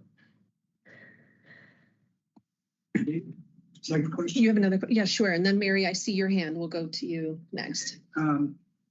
So it's following up on Bob's comment about technology fix. So Adam, Katie, Jenny, and Roy all mentioned that there is some technology fixes that are being worked on and incorporated and used instead of maybe 6 PBDD, maybe a 7 PBD. But you mentioned filters. You mentioned that there's decades needed to get these tires off the road. But it seems like even though it's going to take decades, we need to start somewhere. So it sounds like the work group is thinking about that and moving in that direction. So it's mainly just a comment on that one. So any thoughts on what action options should this commission take, if any? And I meant the working group was mentioning that, any thoughts on if the commission should bring this forward? And then, so that's the question. And then a comment is, have you considered OWEB, Oregon Watershed Enhancement Board funding for stormwater treatments? And then potentially research. And then have you considered giving a presentation to the OWEB board about this subject? We have about $100 million a year in OWEB that we give out in grants for mainly fisheries projects. And so this seems like it's right down the alley of OWEB funding. And I may be remiss, I've only been on OWEB for 5 years, so I don't know if OWEB has been providing funding, but there's, I think, a significant opportunity there for stormwater treatments and for possibility of research that you're looking at. So be interesting to hear comments on what, if anything, should this commission do? Is it just an information session today or what? That's a great question, and open for contemplation from others too. I wonder if Mary had a related thought on that. Otherwise, if there's any thoughts or response to Mark on that question. I know when Leslie and I spoke about like, okay, what happens after this workshop, we thought, you know, at the very least, there's some things that ODFW is going to continue to doing. We're going to continue to be monitoring, especially in these high risk areas. We're going to continue to participate in the working group. I'm writing notes and taking photos of y'all's slides about these green infrastructure solutions and thinking about things, projects we can be collaborating and partnering on in that front. So those are things the department can be doing, and that we would certainly come back with an update for you all next year in terms of that work. So that was my offering in terms of next steps, but certainly the commission may want to talk about additional things that you have an interest in. And I would love to give Neil Schulman a chance to answer both of those questions. I think he has some great answers for both. Okay, sure. Neil, if you wouldn't mind introducing yourself. Thank you. I'm Neil Schulman. I'm the executive director of the North Clackamas Watersheds Council, and I apologize for if this is a little disjointed. My internet connection got a little bit slow for a moment, so I had to log back in. As far as what the commission and the department can do, I think there's really kind of three things that I think of as really critical. The first one is I think we need to think of areas of 6 ppdq concentration as a fish passage barrier. In the same way we might think of an impassable culvert, or you know, the fish can't get by it, not because they can't jump high enough, but because they just don't survive. And we stop. The other one. Can folks hear me? I'm hearing something. You just came back in, so we got you that thinking of 6 ppd as a fish passage issue. Yeah. Yeah. The second one is we need data, and ODFW has a lot of it. And you know, we want all the pre-spawn mortality data that we can get our hands on, which areas have been surveyed, which areas haven't. We are fully aware that ODFW obviously has that managing data takes personnel and staffing, and that's a request that the department has put into the legislature. But we would love to support the agency in getting its data needs met, and we can be an advocate for that because we need it to do our prioritization work. The other part of it that I just wanted to reflect on Commissioner Labhart's comments, I think there is definitely, you know, I think, you know, Senator Merkley, and I think Sarah is still on the call, but Senator Merkley's hearing really did focus a lot on what would it take to generate an alternative tire preservative.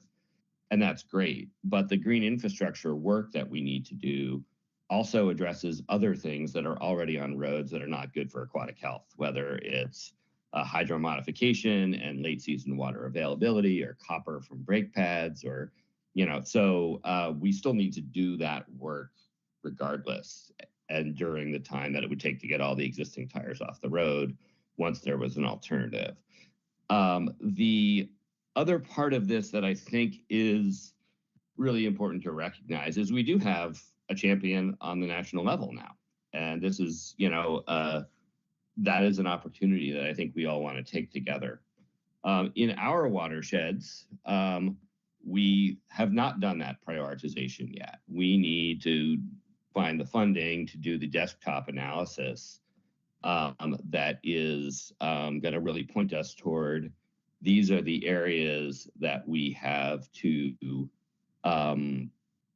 that we need to prioritize for retrofits. As far as OWEB funding goes, OWEB has funded some of these types of projects and some analysis, but it's my understanding from talking with our regional representative in the Willamette region that that stormwater and 6 PPDQ projects to date have not competed well at the OWEB table. It's a little foreign, and it's a little diffuse, and they're costly, compared to, say, putting in a large wood project. So it is not out of the realm of possibility, but it also, I think, is not right in the wheelhouse. That hasn't stopped us from trying, and we will continue to do so. But I know that, for instance, in the 2024 short session, I think that's when it was, there was a Representative Pham had a green infrastructure fund bill that I don't think went anywhere, but I think in the ideal world, we do really recognize that it probably needs its own slot somewhere in these funding patterns. I hope that answers the questions, and I hope you were able to hear me. You're getting a thumbs up here in the room. Thank you. Commissioner Wall, Chair Wall. Thank you.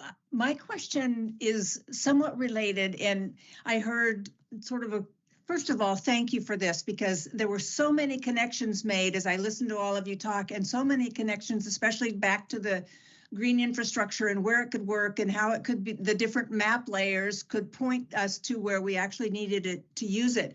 But the three people that I wanted to just real quickly ask a question based on, Roy, you talked about this is the issue of our time and it's rare to find solutions. Katie talked about we've got a manageable problem here. We kind of can aim things at it. The piece that I didn't hear, and maybe it's Ben is the third person, is I didn't get a sense by the end of the hearing from all of you about how much this helps Coho, but it sounded like if it reduces it from horrible black to almost looking clear water, if going through these filtration systems, whatever, bioswales or whichever they are, then could somebody talk about how much of a solution we might have for the Coho that encounter these? The Coho that encounter the chemical. I can address that. Washington especially has been doing a lot of direct study on this because they have access to hatchery fish of the Coho they can actually put in the water that's been treated by various technologies. And they've found taking the same water, if they put it in raw, 100% mortality within a couple of hours. Whereas if they filter that water through the various technology, 0% mortality. So it's entirely possible. It happens already. It's completely feasible that if all of the stormwater runoff could be filtered in one of these ways or infiltrated, Coho mortality would go to 0 from these causes. That's helpful. Thank you.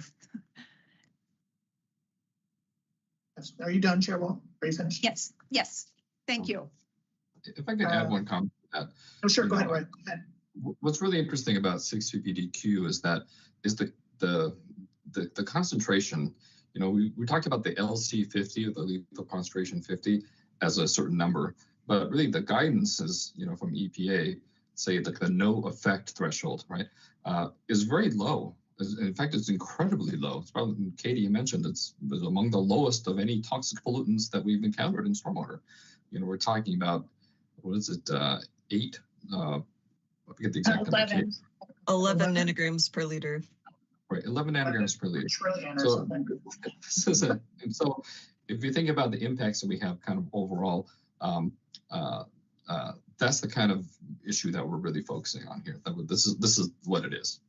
But if you think about roads departments like Public Works, like the one that I work in here in Multnomah County, there are a lot of priorities for bike safety, pedestrian safety, road safety, just old roads, bridges, and the amount of funding that we get through the road fund, since we don't have a stormwater utility, is very challenging to have a new priority emerge. And so this is why it's so critical that, as Neil said, that there's additional funding streams that come into play here so that we can really focus in on this work. I think a lot of public works agencies will do work where there's funding. And so if there really is, it's difficult to find this funding, or that there's only like loans, say the clean water revolving loans, that may not be enough to raise that priority. And so that's kind of where we're at. And so it's a challenge. But if we get together and think that this is solvable, then maybe we can get there. And if I can add in really quickly, when we're talking about those really low levels in the nanograms per liter, the only known chemical that's tested for these LC50s that's lower is DDT. So out of the thousands of chemicals right now, 6-ppd quinone is the second most toxic at a really low level. And there are a lot of corollaries with DDT where, again, it was a known source and it was something that could actually be accomplished in people's careers. And it was. People came together and decided it was a priority and took care of it. And now the bald eagles are coming back. So this could be a similar story. Thank you. It looks like Ben and Pablo also had something to add on this one real quickly. They came back on, so.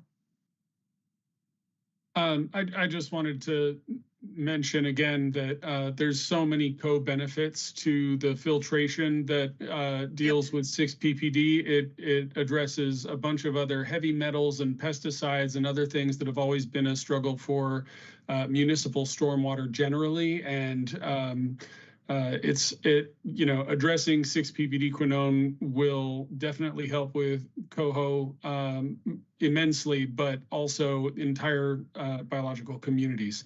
So thank you. That's a key point, I think. Ben? Yeah, I'd just like to say, looking at Todd's data, if you increase 57% or whatever of the coho in there, that's great, but also Beaver Creek in particular is very important for Upper Columbia steelhead and other stocks of fish. They duck in there. And so we're not, the effect is actually probably greater in a system like Beaver Creek than what we're even detecting on those juveniles. So, yeah. Thank you. So can I go, please? Yeah, because I think Neil maybe wants to say something again. Oh, I'm sorry. I thought that was a residual hand. We can't tell, Neil. Are you needing to say something, or can I go ahead? Nope, I just raised my hand accidentally. Okay. So thank you. I've purposely been very quiet. Everyone always looks at me very nervously when I'm quiet, but that's been intentional because I know all of you lovelies. I've been to your 6-ppd working group. I was there when you kicked off in the summer. I excused myself once we got some of the experts in the room, like Becky and Spencer, and who gave us a great presentation today and kind of is setting the stage that we are finally on board. But, I think we are saying things in a loop. What I said when we opened about the 18 species, one of which is the bald eagles that you can see when you're going down Marine Drive, and that is because we've had a huge victory with DDT. That's the same sort of thing we could achieve with this 6-ppdq. And one of the things that I talk about is that, yes, it's high traffic roads. Yes, it's busy roads, but it's any road. It's any road with tires. It's marinas. I always think of Bob and all the tires that are at marinas and the bumpers for the boats and all that sort of thing. I think about the Salmon Superhighway, which is coho. We all watched those numbers nosedive. Was 6-ppdq part of that? Those sorts of things that we need to really start to address. But I think the biggest issue, and what I wanted to see, and some of you have touched on it, is we need to stop saying that we don't have it here. As a doctor, I always say this: recognition is the first step to cure. We need to understand what this is, get a hold of the problem, figure out how we can do it. And if it's as simple as a bioswale, then let's do it. But I think we have for far too long just ignored this. And I think the passion of the people on this call and in this working group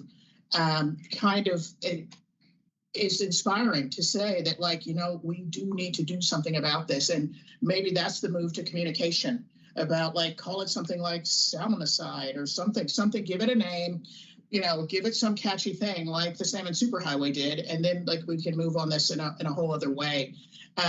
Because I think right now you've kind of got so many people just kind of scratching their head and don't know what it is. So I think we've got to get over that hump to getting people to understand what it is. And specific to the collaboration that we can do, one of the people that isn't on the call today, but I know is quite interested, and that's Professor Jen Morse of Portland State.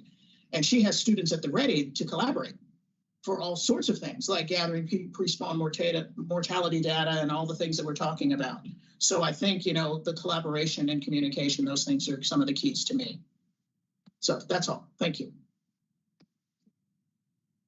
Yeah, I mean, I don't have too much to add other than maybe follow up on everyone else. And like say at this time, it seemed like the closest thing to a win-win is filtration. What we, you know, because, you know, not only, like I say, it lowers the EPDQ, but also all the other contaminants, which we know are coming off, especially in our you know, cities and where our roads. And so maybe one of the first priorities is to look for those areas like they did on Beaver Creek. I think there was 2 or 3 mentioned that where they knew a lot of this was coming in from, and that would be the first priority to do this. So, but maybe first of all, we need to find those areas, you know, and prioritize them for some of this filtration and down the road, maybe, you know, start somewhere anyway.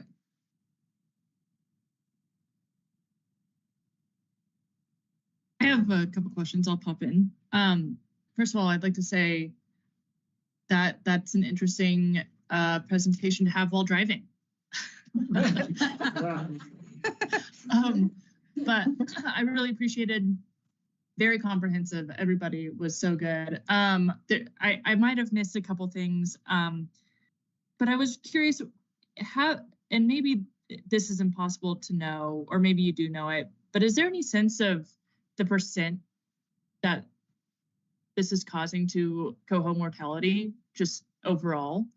And then also my next follow-up question is there any thought of bioaccumulation and how that might be affecting other species up the food chain? I did read a study recently that there does not seem to be, it does not seem to bioaccumulate very much. The body does process it over time, a relatively short amount of time. So if the fish survives, it likely doesn't pass it up the food chain very much. I don't know if there are estimates of how much of the total mortality is caused by this. In the urban runs, it's certainly most of it. I don't know if anyone has a better answer to that. Yeah, I mean, from what I know, it would be difficult to tell because the way spawning surveys are conducted, they're conducted randomly, and we're not looking at the causes of the pre-spawn mortality. So, like, it would be difficult to tell, I think, unless you were actually measuring what the cause of death was for those pre-spawn mortality to say that it was 6 ppd, I think. Thanks, Becky. I see Jenny has her hand up as well. Yeah, I was just going to kind of follow up on that, and I think follow up on one of the earlier questions that this is one of the specific things that we kind of brought ODF&W into the working group for, is to kind of help us to answer those questions of, you know, what is the fate on coho within Oregon? How much of an impact is it having? Where do we need to be prioritizing locations based on where our coho salmon populations are located? You know, we know generally where they are, and we know we need to overlap them with our high priority roads, but we're looking for that specific data, as others have mentioned before, that ODF&W has. And so I think that's one thing for the commission, is knowing that, you know, we would be looking for support for ODF&W staff to spend time kind of culling the data that's been collected, and for staff to continue collecting data and storing that data. And I think that's where we're looking, you know, for commission support, is to allow staff to have that, you know, support to continue doing these kind of things. Yeah, Bob has something. Yeah, even, you know, if you want to take the prioritization, coho tend to be tributary spawners. You know, they tend to go to the small streams. And so, I mean, you could even take higher priority, look at these, the tributaries, places where this coho like spawn. And I just give you an example, like the Willamette itself, you know, I mean, look at the coal runs we've had the Willamette. Right now it's one of the biggest runs, but most of that spawning habitat is of tributaries, Sandy Am's, Lucky Mirror, all these places where, you know, there's probably not much PPDQ because it's, you know, clean habitat and no roads, no cities, whatever. So like I say, maybe you can break it down even further, prioritize first these tributaries where the coho spawn in the areas where they're getting, you know, so long run, it might not, you know, take that much to get to the heart of the problem and really fix some things that just going, oh my God, it's too big to touch, you know. Could I just add one thing that came up about the frequency of the surveys? And that's one of the advantages that we've got, is that we're in that same stream every year and have been for the last 14 years, but that's not normal, as was brought up. Typically the spawning surveys are randomly chosen. And so it might not, ODFW does some segments in Beaver Creek as well, but it might not be, they might do 2 years in a row, and then there might be a 5 or 6 year gap before they're back in there. And I think that's true of, you know, lots of other streams. It's just how they come up in the cycle of their random choices. So I guess that's just one of the nice benefits that we have, is we're going to continue to go in there and continue to look. And we've been also able to track adult fish movement after fish passage improvements that have been done in the watershed. And now Metro just did a recent habitat restoration project as well. So we're also going to be able to track that over time and see how fish are utilizing that newly restored area. So I think we're kind of in a unique situation there in Beaver Creek, where we can access that data year after year after year. Great point, Todd. Thank you. And I want to go to Becky, and then we will close this one up, just acknowledging where we are in time here. So please. Okay. Well, first, I just really want to thank the panelists for outstanding presentations, and the department for bringing context to this. It was a very interesting issue. I love that it's possible to solve. That's incredible. And I love that solving this issue in some of these urban places also solves other issues with the green and infrastructure potential. It's always difficult to figure out where, you know, who's the tip of the spear, but it sounds like there's a lot of municipalities and watershed councils and excitement and interest in the urban area, which is good. And it seems doable to be working on that. I like how Taylor, at the very beginning of this, kind of zoomed out to, let's say, all the issues that are facing fish in Oregon, or, you know, what might be a weak link for coho, you know, here in Portland is not a weak link for coho somewhere else. So how do we zoom out and find, you know, what is the most critical places to invest? And how do we prioritize that? And I think we're going to be doing some of that this year as a commission, right? Mm-hmm. That I've been hearing about, how we're going to be looking at where do we really prioritize? Because what's hard for ODF and W is, I think, half of our dollars, somebody correct me if I say things that are wrong. Mark, you pay attention to things. But I think over half of our dollars are from license fees, from hunting and fishing. Someone who's on the budget committee. We have and Commissioner King, we have very limited dollars, and everything we want to fight for with the legislature goes through this really onerous process. So we're not money bags, not that we aren't interested, but I think we have to really prioritize where we go and what we do. But it sounds like you guys are killing it with all of this big collaboration across this issue. So thank you for that. And is it just so heartbreaking, the professor from Mount Hood, to come up and find a coho that has pre-spawn mortality? How sad is that? Right? They've worked that hard to be back spawning, and then they croak before they spawn. That's not what any of us want. So that's my comment. Thank you. Thank you all. Thank you, Commissioner King, for bringing this to our attention. And it was good for us. And I think we have to go to a break.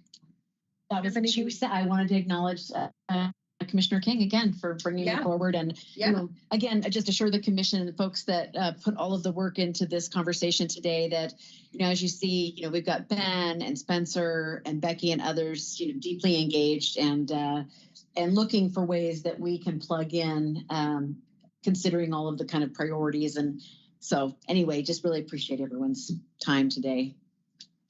You guys killed it. Thank you. Thank you. Thank you.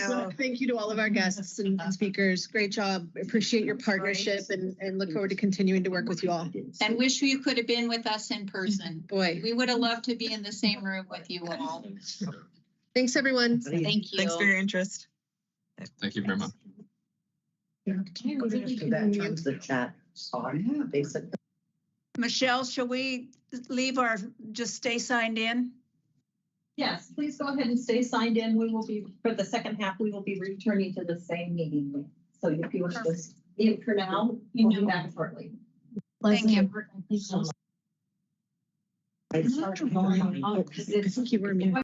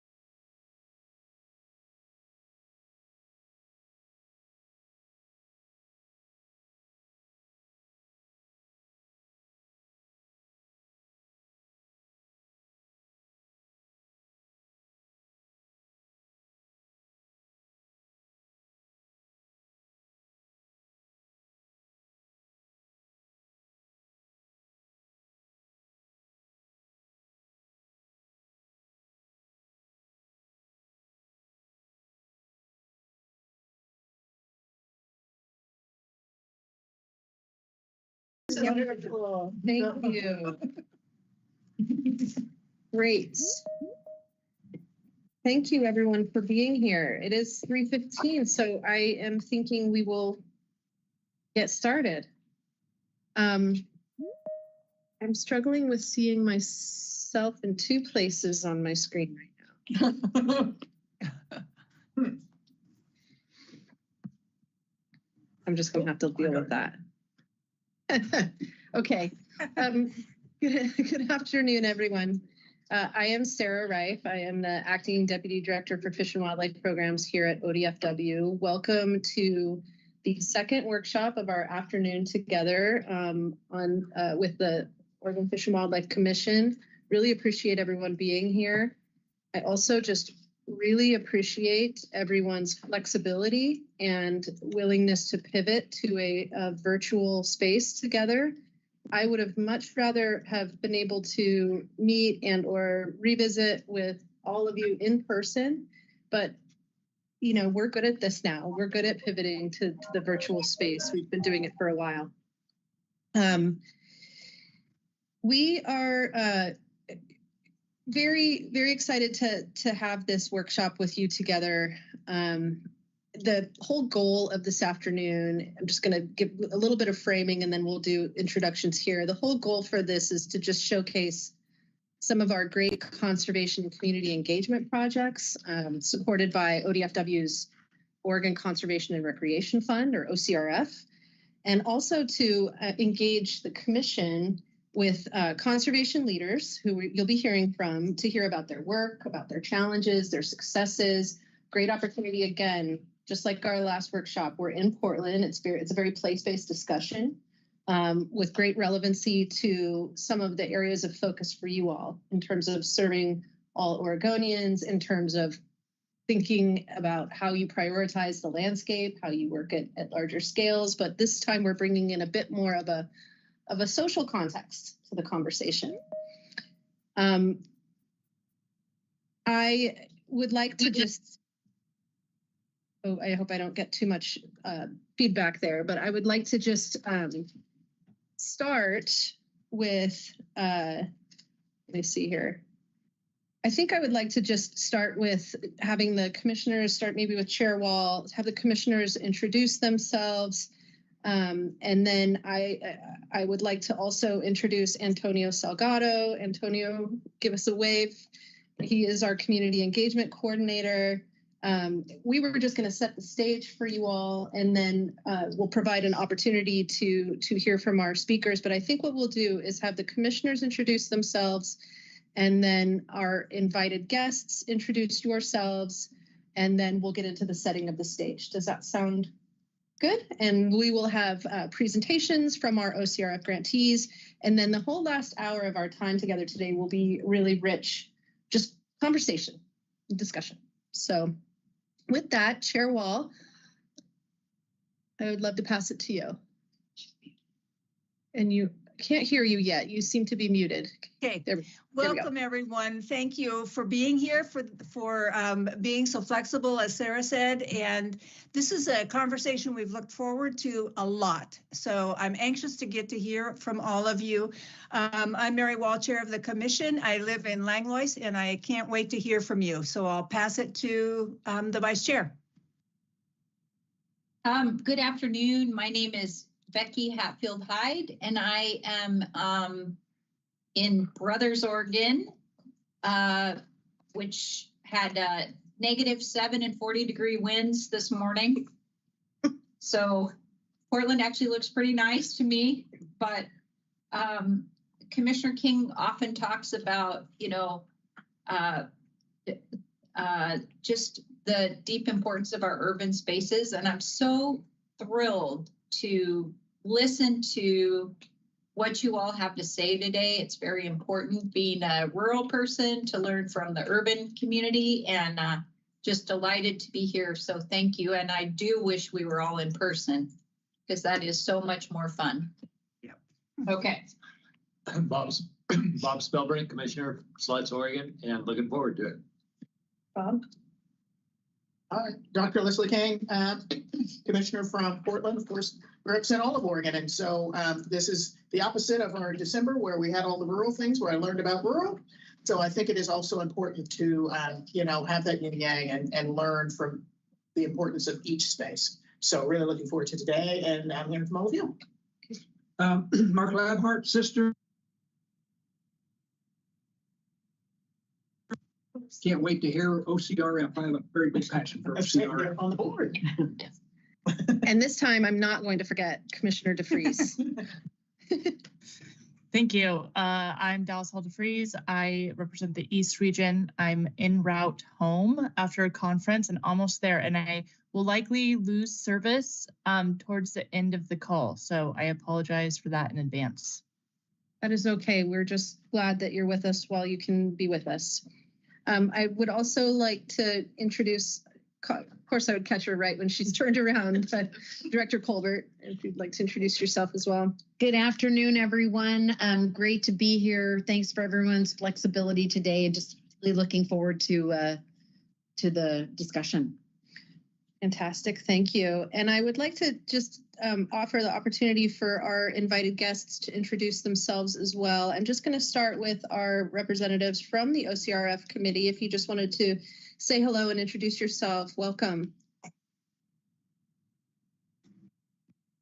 Sure, I'll go first. Mauricio Valadio, Vice Chair of the Oregon Conservation Recreation Advisory Committee. Thank you, Mauricio. So glad you're here. Yeah, hello, everybody. I'm Mark Stern. I serve on the advisory committee for the Oregon Conservation and Recreation Fund. In that capacity, I also serve on ODF&W's advisory committee for the Private Forest Accord. Awesome, Mark. Thank you. Thank you both for all your volunteer service on two of our really important committees. And now I'll turn to our invited guests. I'm just going to go down my list here and welcome Pam Slaughter.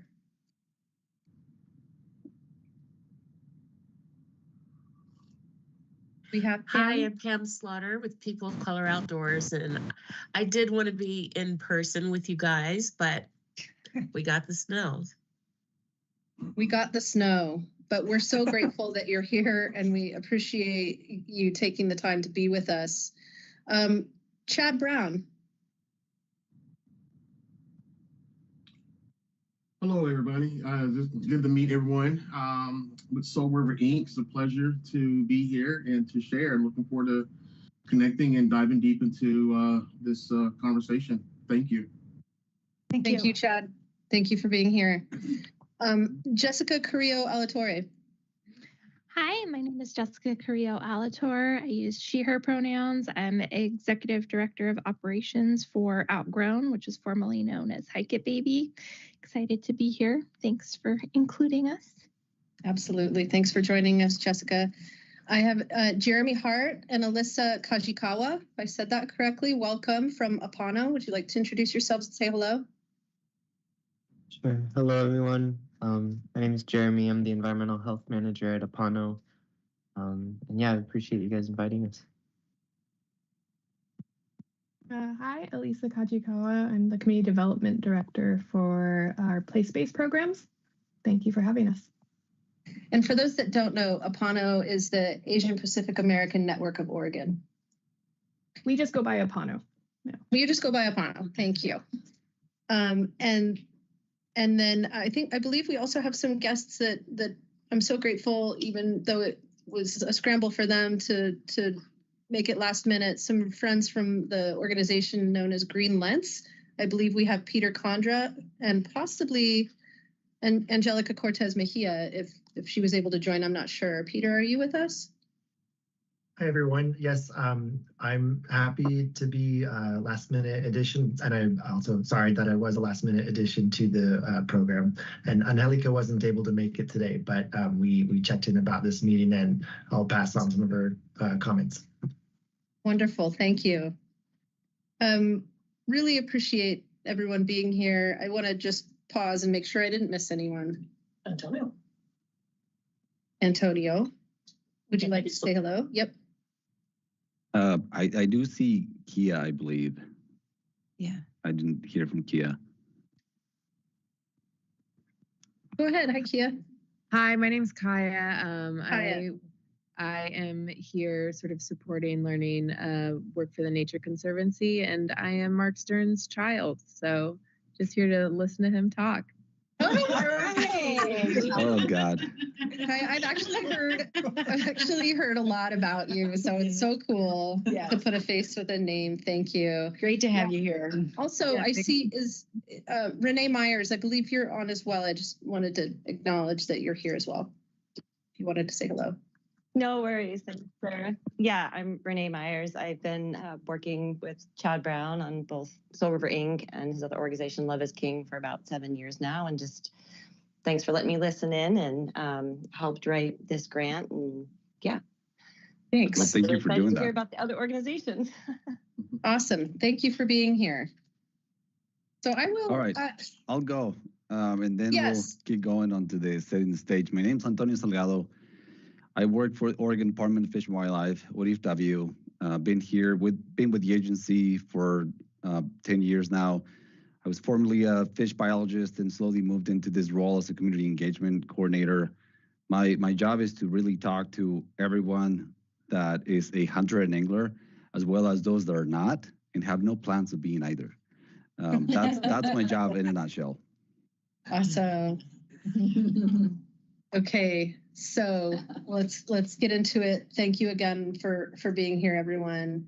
So as you all know this, but it's always worth grounding ourselves in this. ODFW's mission, and our mission is to manage and conserve fish and wildlife and habitat for the benefit of all Oregonians, and to provide sustainable wildlife-based recreational opportunities for all. And the department and the commission are really leaning into the for all part of that mission. And we recognize the need to be more inclusive. We recognize the need to expand our efforts and to engage with underserved populations, folks that we historically have not really been engaged with. And that includes, people of color, our indigenous populations, and communities, both from all over the state, really. We're focused on Portland here for this conversation, but this goes statewide. And this applies to outdoor recreation, which was a focus for a lot of you, but it also goes toward environmental health, environmental justice, and conservation actions that benefit fish and wildlife. I just want to say, I just feel like it's important to acknowledge the historical and honestly even present day context to this conversation today, which includes bias crimes and discrimination against BIPOC communities in outdoor recreation and in environmental health. We're involved in a lot of great conservation and community engagement work in urban landscapes like the Portland metro area. Either way you say it, we continue to recognize that there's a lot of the population that we need to lean in more to better understand. And there's context to that conversation that I think is just valuable to acknowledge. I think this conversation today is just one step in the right direction. And the OCRF program has really been a leader for ODFW in this space, really providing us with a great opportunity to work at this intersection of working in urban landscapes, where conservation and environmental health are vitally important, but where there's just great opportunities for connecting people to nature and focusing on outdoor recreation. And that's the intersection where I think a lot of you do, find your purpose and do your work as well. So for those listeners who may not be familiar, although I think this is probably, you all know this very well, the OCRF is a grant program within ODFW that supports projects that help implement our state wildlife action plan.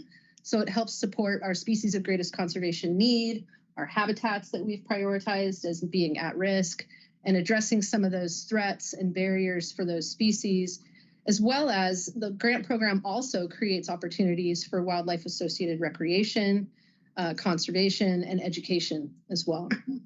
The OCRF program's been around since 2019, and it's funded a really broad and valuable range of conservation and recreation projects across the state. Had we not been stymied by the weather, we would have had a really cool poster on the wall for y'all to look at, but we'll share it afterward with everyone that just really brags by the numbers about what we've been able to accomplish with the OCRF grant program. We are in our 9th round of funding. We've funded, Mark, over 160 awesome projects around the state, including those that you all proposed.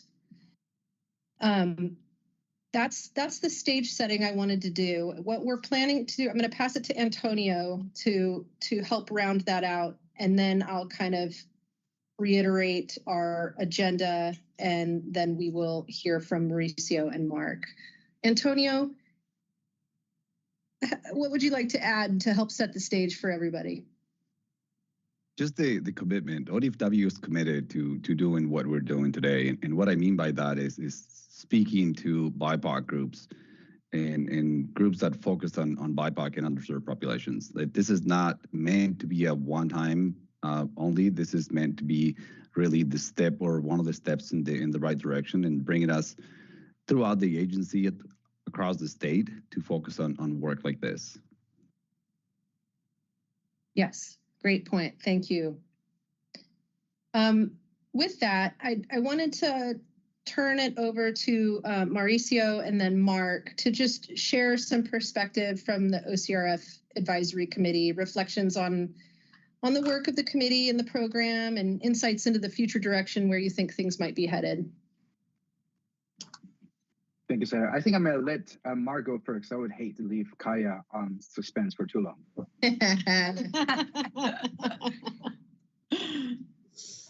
Good afternoon, everybody, and thank you, Sarah. Thank you, Chair Wall and members of the Commission for being here and giving us the opportunity to have this conversation today.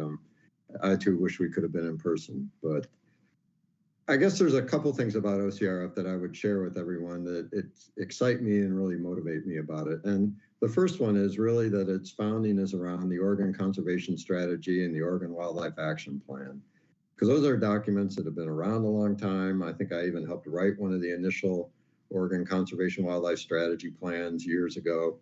I'm glad others since have picked it up and moved it much further ahead, but it's really about all of Oregon's wildlife, all of their habitats, and all of the conservation areas in Oregon that are important to manage and conserve these species. So OCRF has just been one opportunity to help ODF&W go down that swimming lane and advance that program that traditionally hasn't had the resources or the funding to do as much as I'm sure everybody's wanted to do. So that's been really exciting to be a part of, to see the projects that hit the ground and to see that there is a pathway forward to help advance this. And then the other really cool part about OCRF is all the partners. And as Sarah mentioned, I think we've done 160 some projects. I think we have well over 100 partners now. And it's a broad range of partners. And obviously we're here today to talk about our urban partners and partners that have traditionally been sort of underrepresented, underserved, not included, or maybe not even considered in the opportunities to enjoy and participate in Oregon's wildlife opportunities and recreation. And to me, that's an important growth opportunity that's necessary for all of us, including the department. But I say this also in light of, underserved, underrepresented communities, not only in the urban setting, but also in the rural setting. And so, for example, we funded high school youth in Wallowa County to participate in forest restoration. We funded a veterans group in Douglas County to participate in trail maintenance and whatnot. So I think the message for me that excites me about OCRF and our partners is broadening the constituency to include groups that previously have not had the opportunity, the encouragement, or the opening to participate in enjoying and advancing the conservation strategy and Oregon's wildlife. So I really appreciate the conversation here today. Really thankful to our partners that are here to tell their stories. Last June, the advisory board had an opportunity to be out on the ground with Pam and saw some of the work that she was doing firsthand at Whitaker Pond. And it was just really encouraging and exciting for all of us to see. And I can share with you, and I'm sure Mauricio would second it, but the advisory committee is really engaged, energetic, and motivated to help see OCRF succeed, particularly in this area of increasing and broadening the constituency and partners that participate.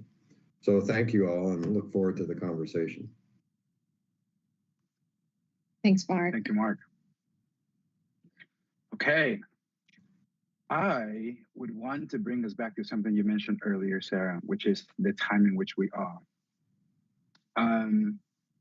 Even using the word inclusive or diverse, I certainly feels a little uncomfortable. And then we're talking about like, hey, we've been folks from our rural communities, and now it's time to tell our urban story. Even the word urban sometimes just carries this weird semantic weight to it that I feel sometimes is unnecessary. One thing that I really appreciate about how I ended up joining the OCRF, which I also feel embodies the spirit of what I believe is what unites us as Oregonians, is that we see things a little differently. And I feel that since we are nurtured by the same land, we are dependent on the same planet, we've been trying to do the work that it takes for us to care about protecting it. And we've been trying to do it by bringing all the people from wherever they are to care about what it means to be a conservationist, even if they don't see themselves as one. And that's something that I believe the OCRF has done really well. We've been knocking on doors of people that have not been part of the table or even knew there was a table to join before. And that's really cool. When I put in my application to join the OCRF, I had no idea that I could be in it. And I'm so glad that I didn't even look at the names of the people who were already in it, because I don't think I would have really matched, or I feel that we're doing something different. And I think this time in our nation's history is the time to double down in what I consider is the Oregon spirit, and bringing all of this. It does that. We have so much more in common that what makes us different. And all the struggles and the things that brings us joy and could potentially brings us into becoming conservationists together and care about the things, all these projects that just makes us care about restoration and birds and bees and things that simply are not part of the priority list for someone just trying to put food on their table. That's the work that we need to do, because our demographics are changing. And in 20 years, we need to have those kids today that are in these big cities thinking about why it matters to protect our Oregon lands. So I thank you. I thank the commission, the commissioners for your support. And I hope that we can continue to do this work and continue to uphold what I believe is the Oregon spirit that is so desperately needed in the time in which we are. That'd be it. Thank you for that. That was awesome. I just want to reflect how much I really appreciated that. And where we're going to go next is right into hearing from our amazing grantees. We're going to offer, a little bit of time to each of our grantees to share an overview of their projects that we have funded through the OCRF.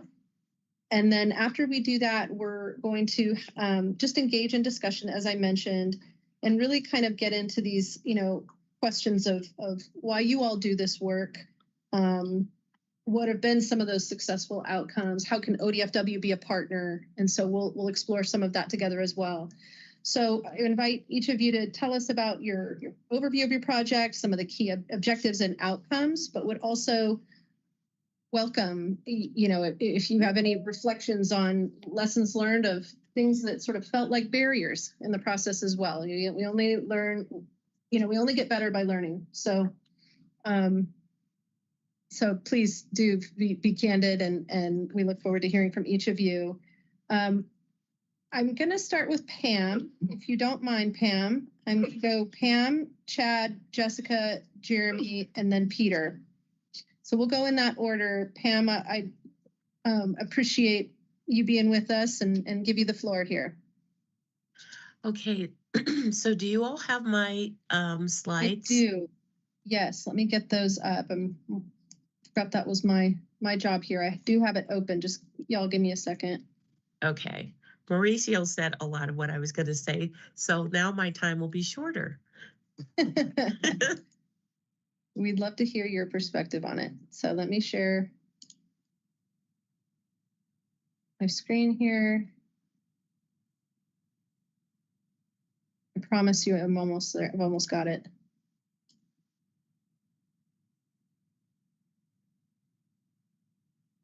So we got funded. So the POCO Guardians is an environmental education program for elementary school children. And we got our start with OCRF. And next slide. We started out as a summer program. And now we're year round, summer break, winter break, and spring break. But we started out as a summer break program, and the little guy on the right, Israel, with the binoculars, everyone loved the program. The kids have really bonded once they got used to being outdoors and they lost their fear of bugs and dirty shoes and sharks in the water and things like that.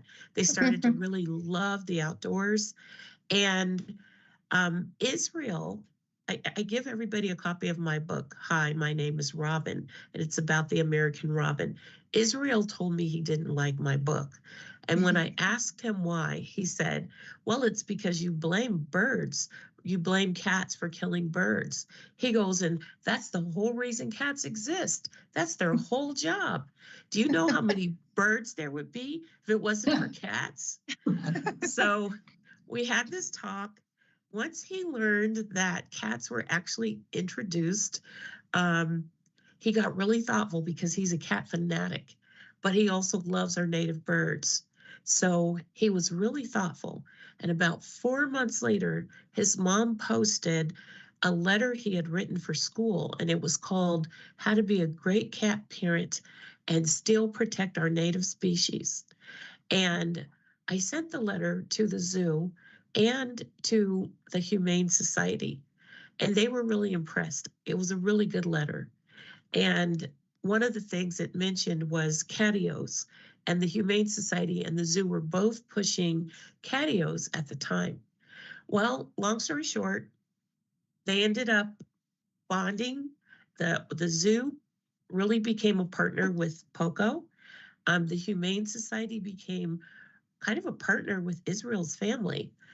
Israel's brother became a middle school intern for the Humane Society. Israel now has the opportunity, because he's in middle school now, to be an intern with them. They both got invited to apply to the zoo as interns when they get to high school. The zoo funded us for a year, and they have become partners. And next slide. And the next slide. Yeah, thank you. Trying to get to it. There we go. Okay. So that's Israel in the blue now. Isn't he handsome? Yeah. He's so grown up now, but he's one of my guest teachers. And guess what he talks about? Not just cats as invasive species, but he talks about invasive species of all kinds. He's been studying invasive species ever since. It's his spark, it's his passion, and he loves teaching about it and helping people to know what to do about it. He has since inspired me to, number one, open up the school to younger students. So Maya on the far right, on the far left, she's 4 years old. Her big sisters have been going, and she couldn't wait to go, and she finally turned 4. And the 4-year-olds are some of the best students because they're on probation when they come. If they aren't big kids, then they get to go back home and come back the next year. And so, so they're really attentive. She's out here matching up native plants with her scavenger hunt list. And Aspen, the next little guy in the middle with the hat on and the boots, he was really inspired by Israel and to teach. And the thing that really sparked his attention was rocks. Paul Edison Lamb, some of you may know him. He was appointed by one of our governors in the past to represent the Oregon Geological Society. He's not a geologist, he's always saying that, but he knows more than I think most geologists because he does it because he loves it. Well, he's taken us on a few geological walks. Anytime we're going somewhere with a lot of rocks, I try to get him out. And he has ignited Aspen's passion. And so Aspen can identify rocks. He can tell you what period of time it came from, fossils, agates, crystals. He knows these things. He can pick up a rock and say whether it's volcanic, the basalt, or whatever. He knows these things. And he's our teacher. When it comes to rocks, he teaches the kids about rocks. I guess because of child labor laws, I can't pay the kids, but the parents get a $50 honorarium when their children teach. And so they're very motivated because of their passion. And then I like to reward them as well. William, down on the bottom, he teaches about snakes. And he's learned everything about snakes, flying squirrels, and sharks. And so he had a hard time trying to decide what to teach. But I'm sure you all know that snakes feel vibrations, and that's how they know when we're coming. But how many of you knew that they feel it mostly in their jaw? William taught me that. I learned that in William's class. And then the other thing that we do is we provide community.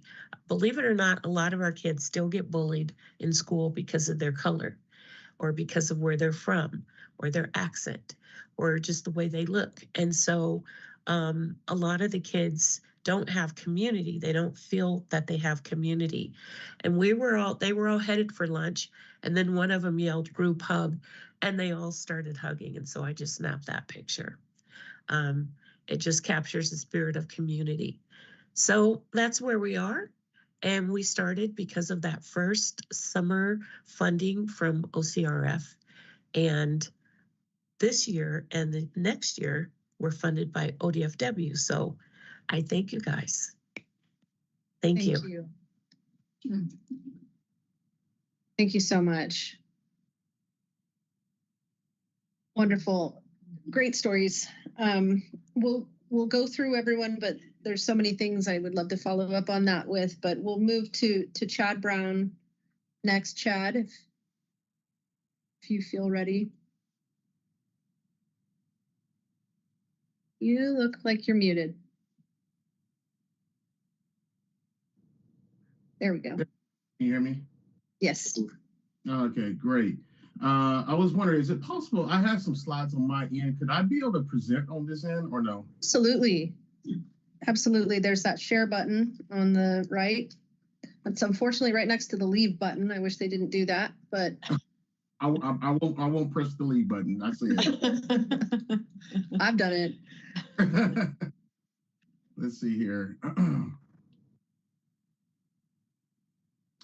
Window, allow to share screen. Is it best to share the screen or the window?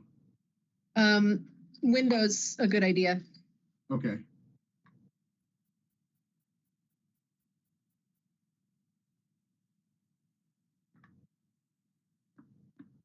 Oops. Oh, we had it there for a second. Yeah, went away. Oh, did it pop up? Mm-hmm. Can you see that? Not yet, no. Let's see. I can't. Are you guys? Are you able to see this? Looks like it's. It looks like it's trying, but it's just not coming through. The other option would be for me to pass it to Jessica and then Jeremy, and you could email me your slides, and maybe we try it that way. I could try that. Yeah, yeah. Let's do that. Okay, let's do that, Chad. Jessica, I can pull yours up. Yeah, that would be great.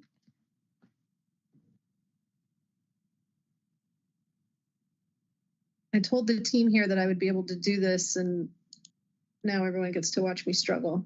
It's okay. Learning new skills and growing, right? That's right. Thank you.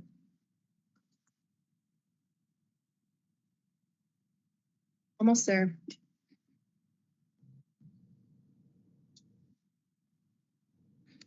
Awesome. Thank you. Okay. Yeah. So yeah, today I'm going to talk about the Bring It Outside project that we did in the Rockwood community. And it was a project to support diverse families in building a habit of outdoor recreation from birth. Next slide, please. So just to tell you a little bit more about Outgrown and what we do, what we have noticed is that while the overall rate of Americans participating in outdoor recreation continues to increase, outings for families with children have declined.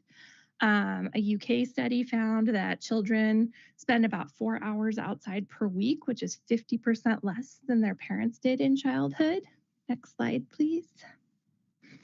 Many efforts are focused on connecting families with youth to the outdoors, but historically such activities have prioritized children ages 6 and up. When they get school age, they're a lot easier to, pack up and get outside, right?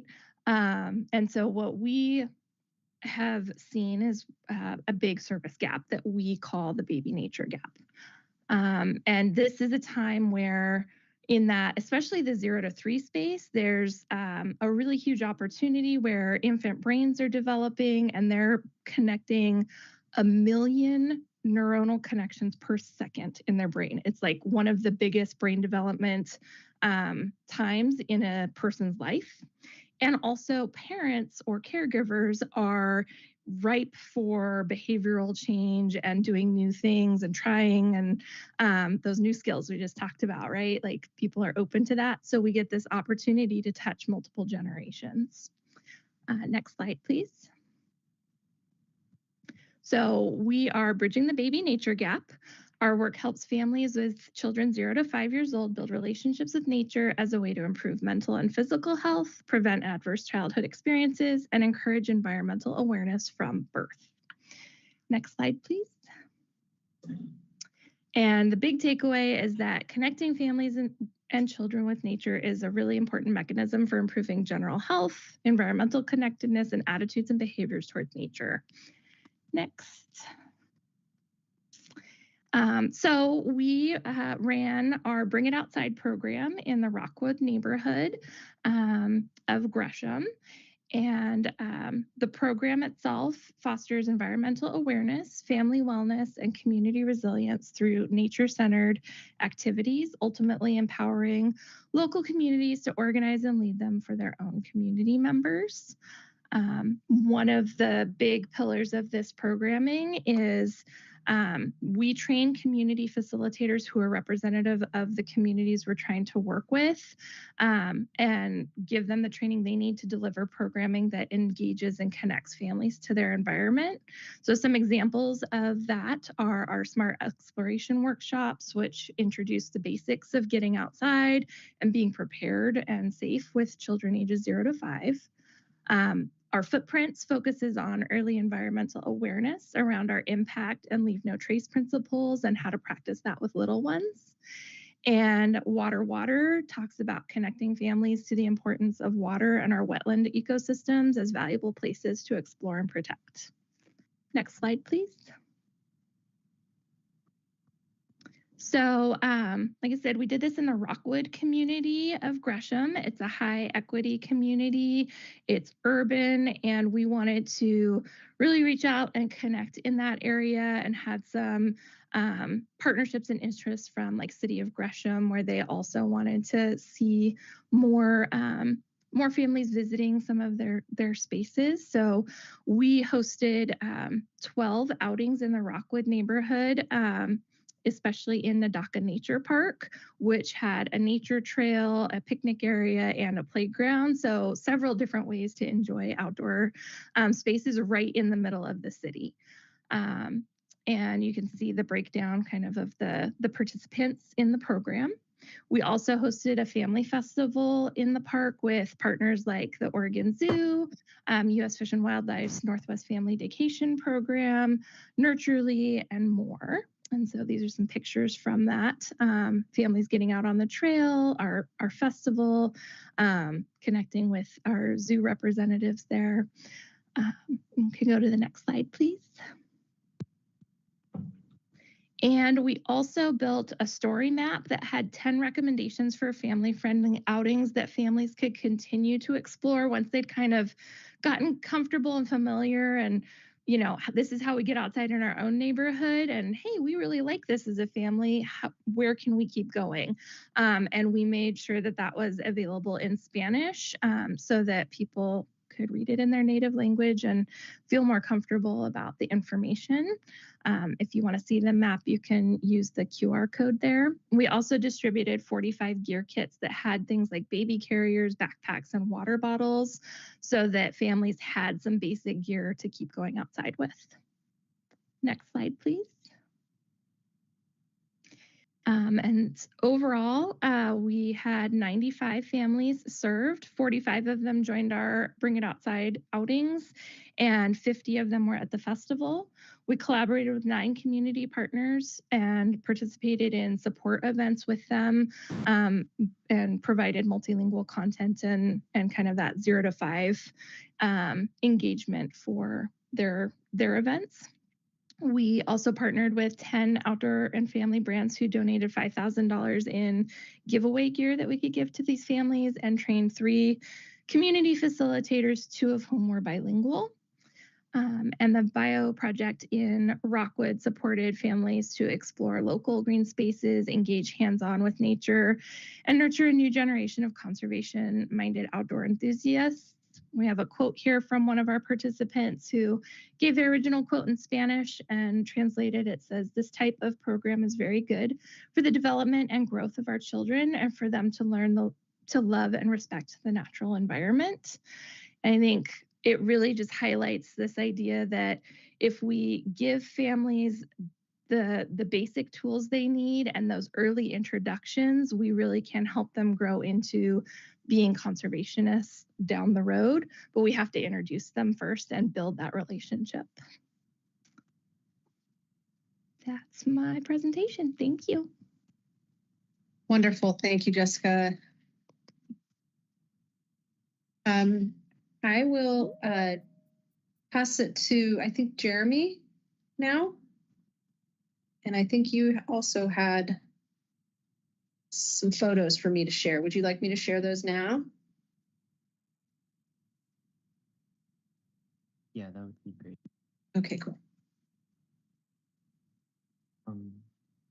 Yeah, talk about, sorry, it's a small typo. Our nature series took place in the summer of 2023. And I want to acknowledge that it was organized by 2 of our youth organizers who have since moved on to different organizations, but Sage and Britt did an awesome job leading this cohort. An overview of the project is it was a 5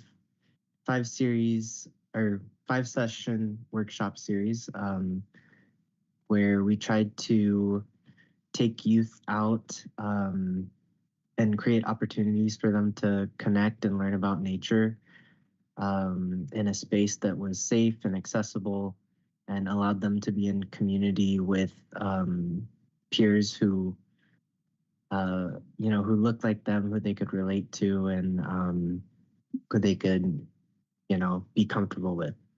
Some of the sessions focused for the first one was a plant ID walk that I actually got to lead when I first started at Apano. I was the environmental justice fellow, so they were kind enough to let me lead this plant identification walk out of Lacamas Lake, and we got to show youth the different species of plants that are native to Oregon here, showing them like different types of trees and shrubs, and little forbs and all of the edible things that they could go and forage for. Our second session was focusing on taking them to a Black and Indigenous-led market, the come-through market, yeah. And this highlighted like a lot of Indigenous and Black farmers and folks who were stewards of the land, and who are really like good examples of folks from our communities who, you know, care for the land and are able to make a living and provide for themselves, which was cool. Our third session was just at our office, but focused more on what community members can do at home and the way that they can grow things at home and steward their, you know, their own environments where they live. And our final excursion was taking them out to Duncan Creek and the Lower Columbia Estuary, which is right on the Washington side. This was my favorite session because we got to take youth to like different parts of the same watershed. So we started up, kind of up higher up in the gorge, and went on a hike along this super small creek.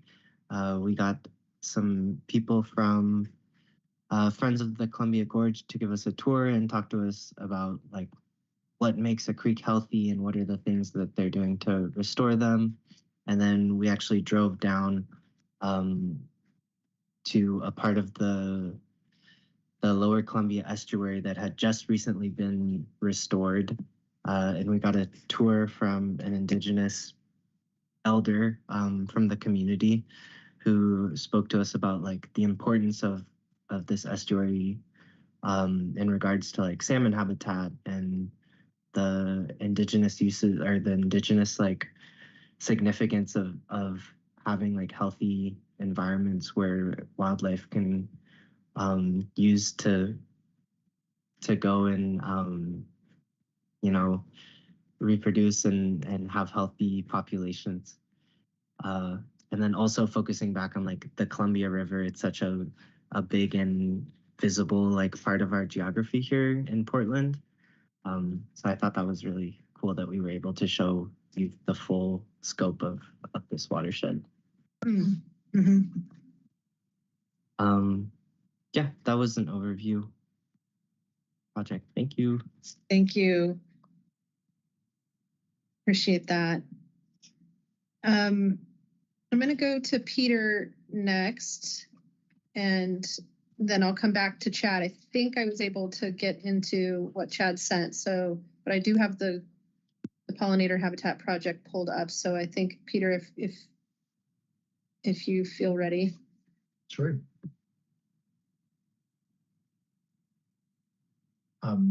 Yeah, I'll just wait till those slides show up, and we'll just go through the first 5 of them as kind of a bigger deck.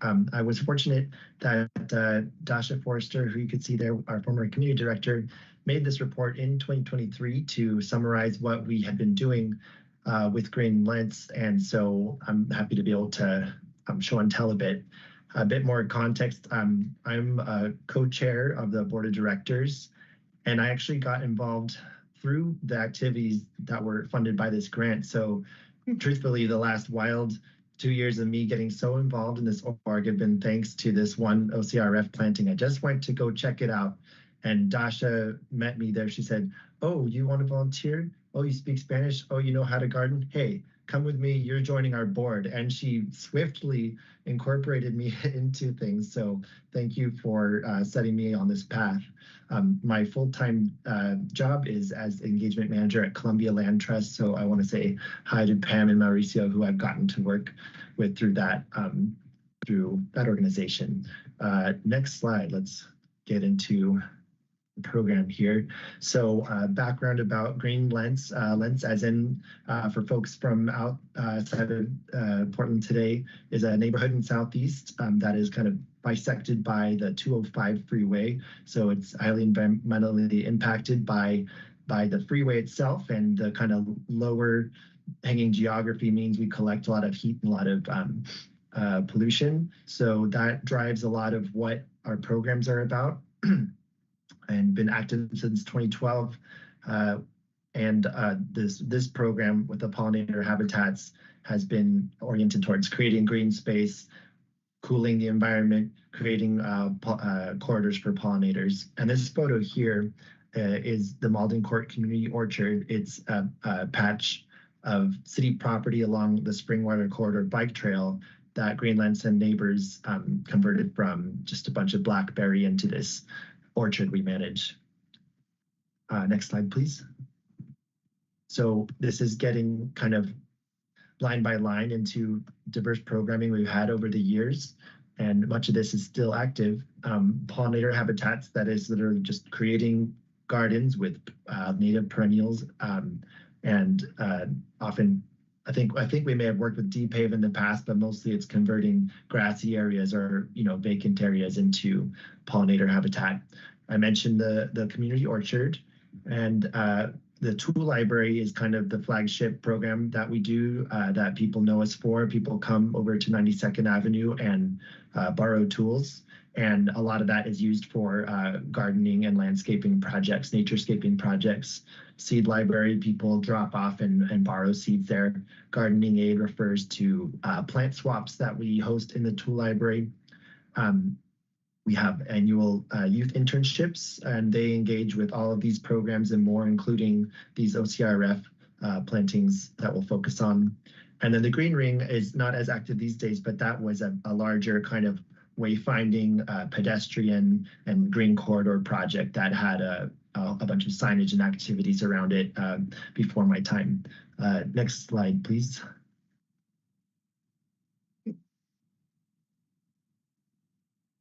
There we go. So as I've been saying, this grant fell into our pollinator habitats program, and it was focused on residential plantings, but front yard and sidewalk strips throughout our neighborhood. And it was the brainchild of Dasha Forrester, our former community director, and Angelica Cortez Mejia, who since 2018 has been our Latina community coordinator. She's a certified community health worker, and she's involved all over town, growing gardens, Oregon Food Bank, lots of other initiatives. And so she kind of knows who's who in our neighborhood, and she selected the participating households, pretty much all Spanish-speaking households, to receive these front yard garden installations. Focus was on drought-tolerant and native plantings. There was also, like in this photo, we detached a few downspouts to divert rainwater and have that collect in the front yard. I think I've covered that. Thank you.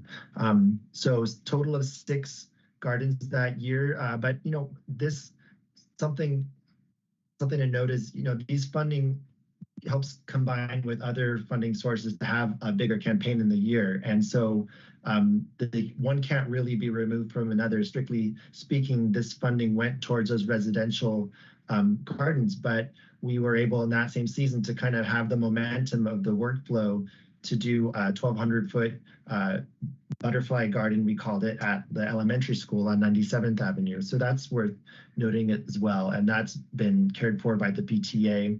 And, commenting kind of on the accomplishments that aren't listed here, and this might come up in the Q&A, something I've observed at all of these planting events, because we put the call out to neighbors for each of these planting events, and neighbors stumble by and come in. You meet the neighborhood kids, someone just kind of pops out of the door, and people exchange numbers, and there's all these kind of unmeasurable collateral outcomes from just getting outside and doing something. People start to talk about issues they have in the neighborhood, and kind of basically creates community. That I saw a lot of that happen wherever we went, and people realize, oh, we're neighbors, I should know you. And so that was a really nice outcome of all of these. And I should mention that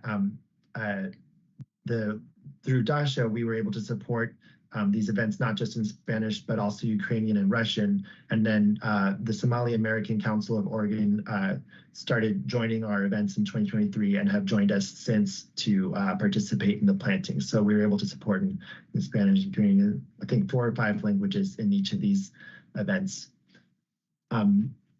And I'll leave it there so we can keep moving. The rest of the slides you can breeze through if you want, just to see through a few more photos. But content-wise, that's most of what I wanted to share. The rest of the slides just show a few of the other properties. I seem to be having a little internet difficulty, so I'm sorry. I don't know if I'll be able to. That's okay. I've covered the gist of it.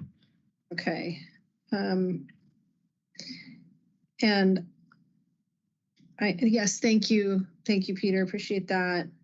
I think I have to rejoin the meeting, and so Chad, I will get your slides pulled up, but I wonder if you wouldn't mind starting, and then I can catch up with you.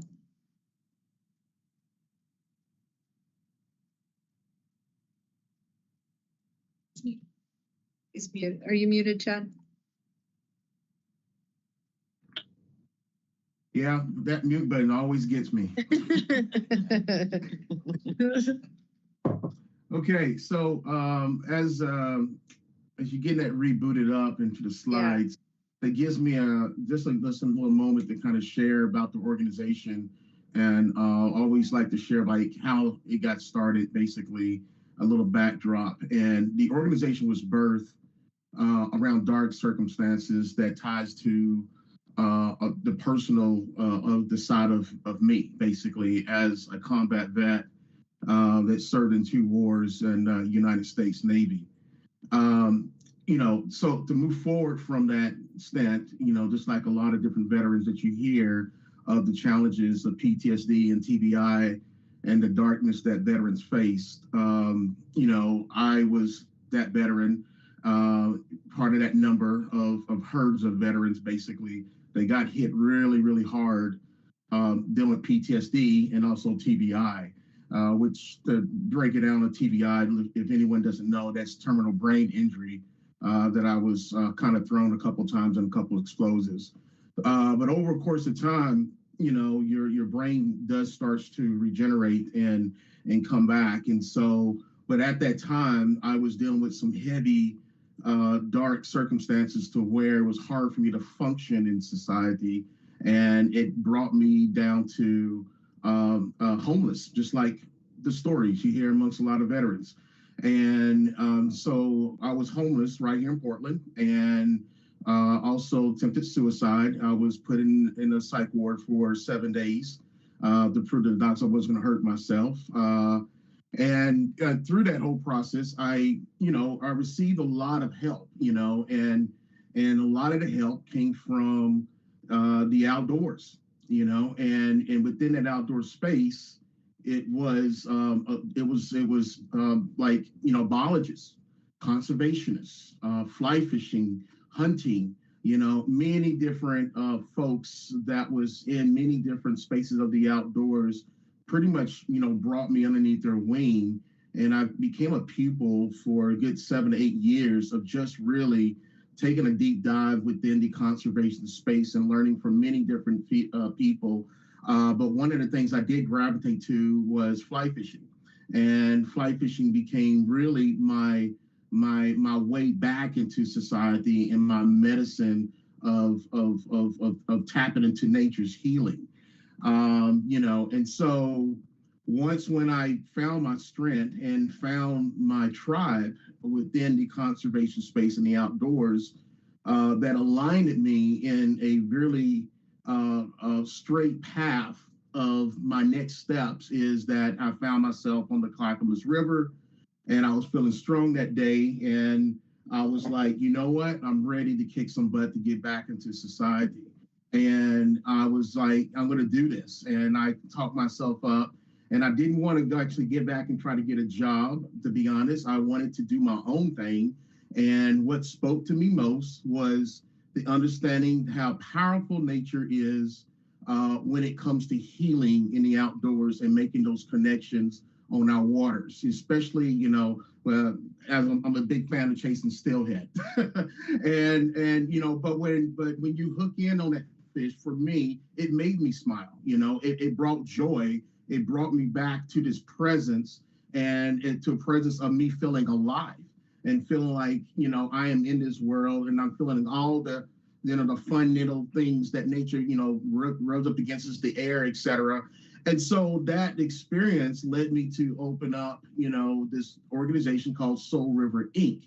And what I wanted to do is really bring as much veterans and youth into nature, but to combine the two where that veteran serves that youth. That veteran has served their country, and now they're serving that youth as a big brother, big sister, or just a life coach, basically, around our youth that needs some type of guidance and support you can turn now.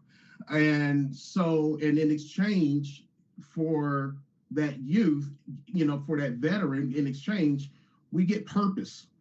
However that lands with us, we get purpose, and that's the medicine right there. It's an exchange of services, of the human connection of two souls coming together, and they're serving each other. They build a community on the water.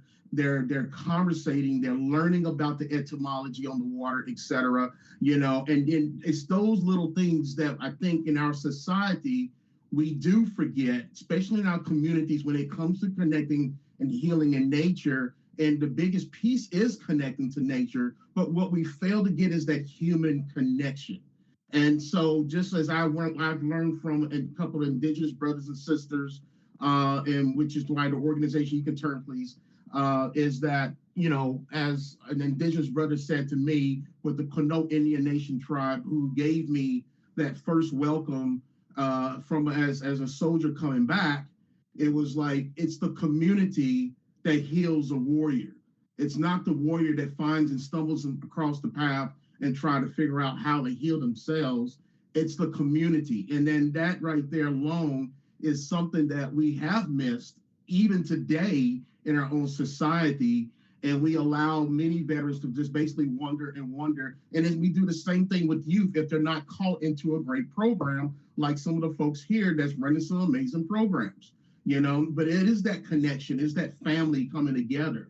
And so the organization, as we move forward, you can turn please, it is built off of fly fishing and connecting into the outdoors and the etymology as we study, running rivers, learning how to explore the wilderness in the backcountry, how to read topographic maps, how to dismantle the fear. And when we're in these spaces, you can turn please, when we're in these spaces, we are giving the leadership to our youth.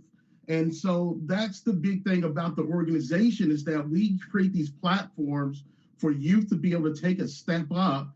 And the ages is starting out around 13 to 14 years old to 18. But the youngest is like, some people believe that the youth may not have that kind of mindset to take a step up and call those shots. We believe even at 13-year-old, they have the ability to step in and call shots. And all it takes about giving them the confidence and the building that platform. And us adults, as vets, we take a step back and allow them to speak freely, allow them to know that they're in a safe space and they can be able to communicate how they want to communicate. And we are there to help them navigate that process through.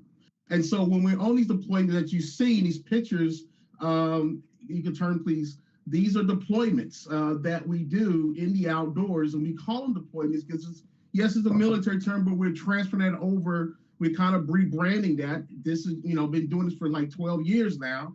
And what calls a deployment for us as the organization is identifying spaces that are at threat, spaces where there needs to be new breath of fresh air of young voices and veterans to come into these spaces. There's a little bit of turmoil in these spaces, and those turmoils, as they are presented in a negative way, allows us to bring those into a curriculum. And that curriculum becomes a discussion point for youth to be able to learn about those issues in those spaces, and then we can have a dialogue and hear their solutions on what's happening. Turn, please. You can turn, please. Yeah. Yep. And thanks. So, I got you. And so, so as we move forward, you'll start to see the engagement and how I'm a big fan of leaders. I believe in really, putting youth really at the forefront, and I like to visualize when I'm out there amongst Soul River Inc. When, from the day I started this organization, I like to visualize our youth as young scientists, investigators, and we give them the pads and the pencils, and we give them, the research, et cetera. Before they go on these deployments, they're doing research on many different things and they learn how to come up with their own hypotheses. And then when we're out there around base camp, they take a stand and they teach us as vets, and we step back and we listen, but we don't stop there. You can turn, please. And so we don't stop there. So when we come back from our deployments, we'll set up, and you can continue to turn, please. We'll set up meetings on Capitol Hill. We'll get them in front of congressional members, and we'll get them in front of state level, national level. And it's not us taking the charge in these spaces, it's our youth taking the charge. We put them in the forefront, and we allow them to step in and allow them to speak freely and share their experiences around the issues that are happening in real time, whether it's in our backcountry in Oregon, or it could be somewhere up in the Arctic Circle, or it could be somewhere down in Florida. These deployments takes us all over. But a lot of our deployments, as you see right here, if you can stop right here, please, is in the backcountry of Oregon as well. And I just want to point this out because it's kind of like, this is an early stage of an idea that I brought in a Peace Corps style of restoration. And this is a garden. It's not here in Oregon. It's actually up in the Arctic Circle at an indigenous village called, which is the Gwich'in Nation. And we sent up youth and veterans as teams.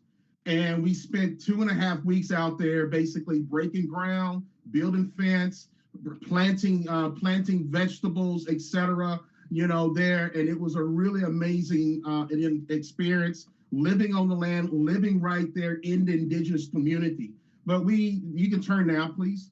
And so a lot of our relations with indigenous communities are all over. We are, connected with the Navajo. We're connected with the Quinault Indian Nation. We're connected with the Gwich'in people. And so some of these are different restoration places that we're doing. And then we do, our expeditions. And if you stop right there, as you see, we take the back position as a veteran, and we allow the youth to take the front, and they call shots. Of course, they go through a lot of training with us and everything, but when we're navigating and we are in the wilderness together in backcountry, it's always youth-led. Youth-led. They learn how to read the maps, they learn how to read water, and they make decisions. And if they make the wrong decision, it's okay. We figure out as we're out there, because that's what life is about to a lot of folks, is trying to figure out which way you're going to go and how you're going to make that happen when challenges come in life, basically. You can go, please. Again, so that's really in a nutshell of the organization. And, today with, ODFW and you guys, which is a blessing, because that's what it takes, to create these kind of interesting spaces and engagements of the work that we do with the organization, which we're really appreciative. And so right now, if you can take a pause right there, please.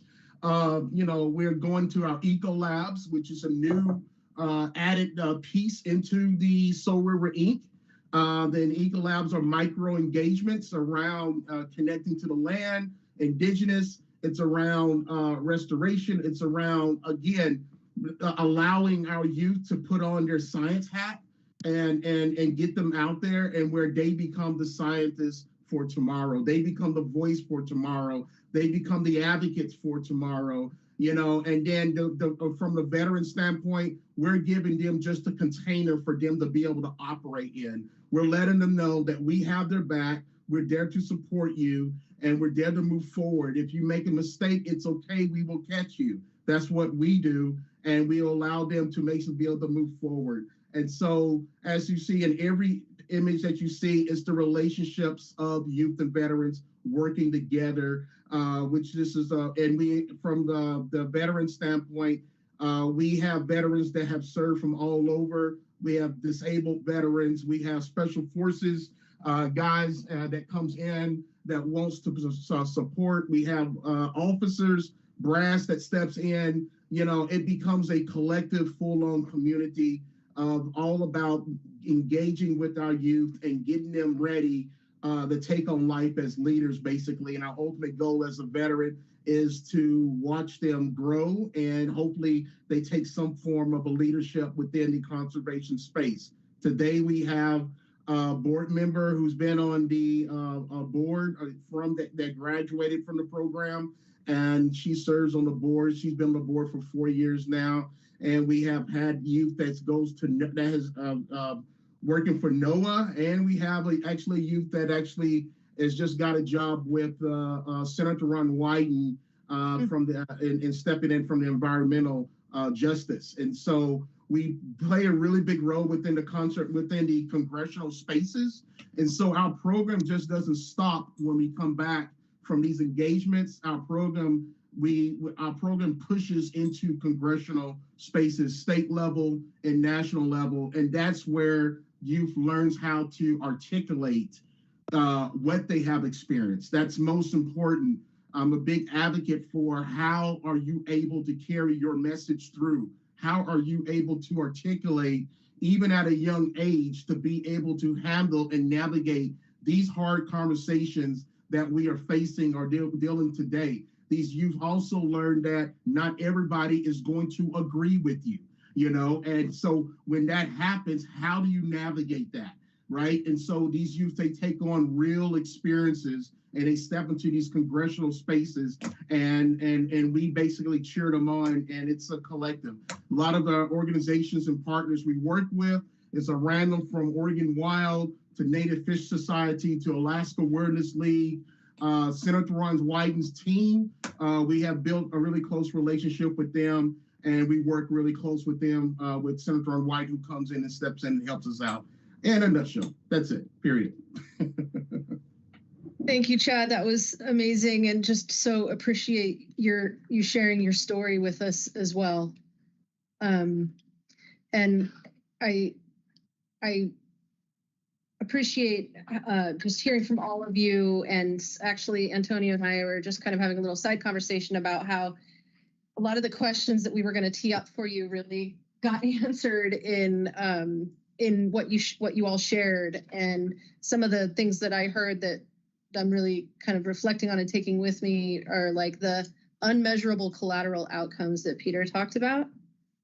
And you all are really good storytellers too. And I really got that. I got some of those unmeasurables from each of your stories, but I think that that's an important thing for us to be trying to figure out how we communicate that. And then also the other thing I really heard is that a lesson I heard from all of you is that you're creating a space for youth to lead, that there is a role for youth to lead in conservation and in this work that we're all trying to do. And that's a novel way, I think, for the department to reflect on and learn from and think about how we might be following your example.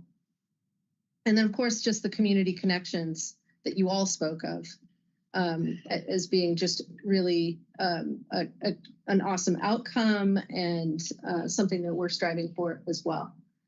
I think at this point, I would like to just open the floor up to the commissioners for your questions, your reflections, and engagement with our guests. Go ahead, Mark. Reflections, probably. Mm-hmm. So thank you all for telling your stories. You are clearly making a difference in the lives of people that you touch. So thank you very much for that. And what we saw was just a very small picture of what's going on with a lot of the projects that are funded by OCR. I've got to make sure I say this, but I'd really like to recognize Carl Winter, who's the chair of the OCR Advisory Committee, lives in Klamath Falls. It's been just an excellent chair for this group throughout the efforts. And of course, the Mark and Mauricio and other members of the advisory committee, they take this thing really serious. They have an extensive vetting process that the applications go through. And it turns out that not even close to funding all the applications that come before the OCR advisory committee. And it's really disappointing that we can't fund some really good programs just because You just don't have the funding for it. But there's a lot of applications that don't get funded as a result of the amount of funding that we receive. But I do want to give a shout out to Representative Ken Helm and the Oregon Ag and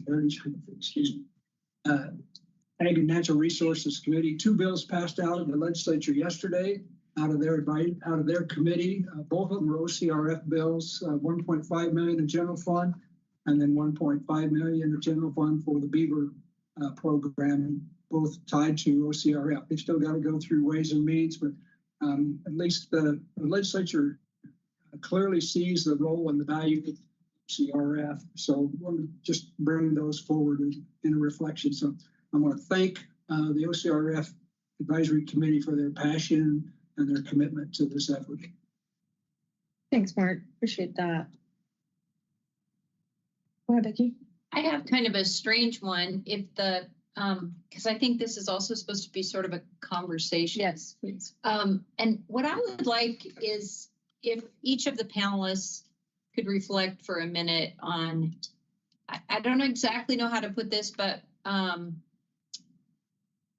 you know, what in one sentence would you like to communicate to the rest of the state of Oregon about what you're doing and where you'd like it to ultimately go? I know you guys are kind of already saying these things, but I would just sort of like to hear, you know, if you had the stage of all Oregon and what you were trying to do was sort of unlimited, what would you be after?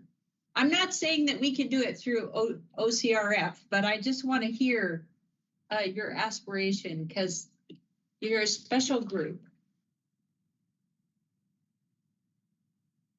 Anyone want to take the first stab? Limit it to 1 sentence. Go ahead, Pam. I would like to see people that help people get connected for the first time taken seriously. Beavers are important and water is important. It's all important, but we have a new generation coming up. And if they are more connected with their video games than they are with nature, and they're more concerned about Wi-Fi than they are about clear cutting, then it's going to have an impact in the future for future generations and for the land. And so getting recreation should be taken very seriously. It matters. I don't even like that word recreation because it kind of implies that people are just playing and eating food and going home. And there's so much more when it comes to connecting, helping people to develop bonds that last for a lifetime with nature. I love that, Pam. Thank you for saying that, and thanks for being such a great inspiration. I'm never going to forget hanging out at Whitaker Pond with you. Right. Others? I would just echo and uplift what Pam is saying and also say it's never too early to start, right? Like, and we have these opportunities, and I think sometimes we dismiss or think like, oh, like we don't have to do it right when they're born, but like when we do that and when we center the family, like you're planting the seed, you know, and giving them that experience from life, right? Like Pam talked about having like some of her kids be afraid of bugs. Like if you get them out from birth, they're not afraid of bugs by the time they get into Pam's program, right? And so just like seeing it as this pipeline that we have to keep building, and not starting, it's just never too early to start. Cool.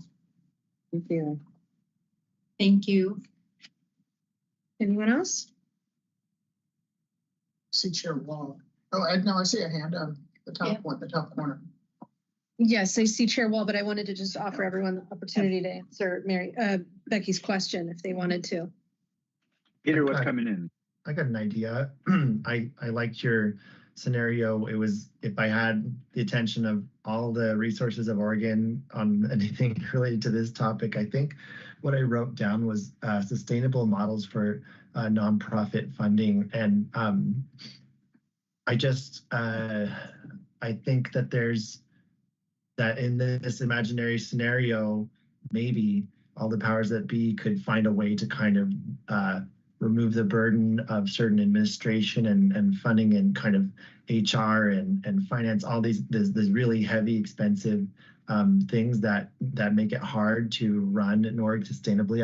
I know that there exist certain things, but I think it's still kind of piecemeal.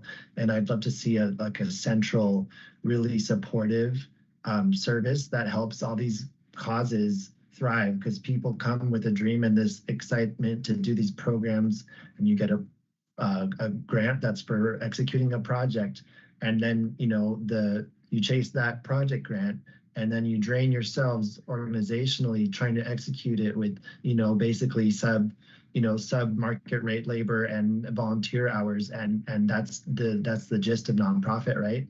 And so I would say, absent that magical solution of this central nonprofit administration resource that helps us all kind of focus on programs, funding opportunities that allow for an adequate indirect rate, that allow for staffing, allow for multi-year grants. These are the things we need to not just be kind of in a cycle of kind of boom and bust. And it's so important for us to do or even dare to do any of this work. So that's my comment. And that's generally speaking, that's not a reflection of how the OCRF grant specifically was or was not. Yeah, I love that. Thank you for sharing that. Yeah. Okay. Chad, please.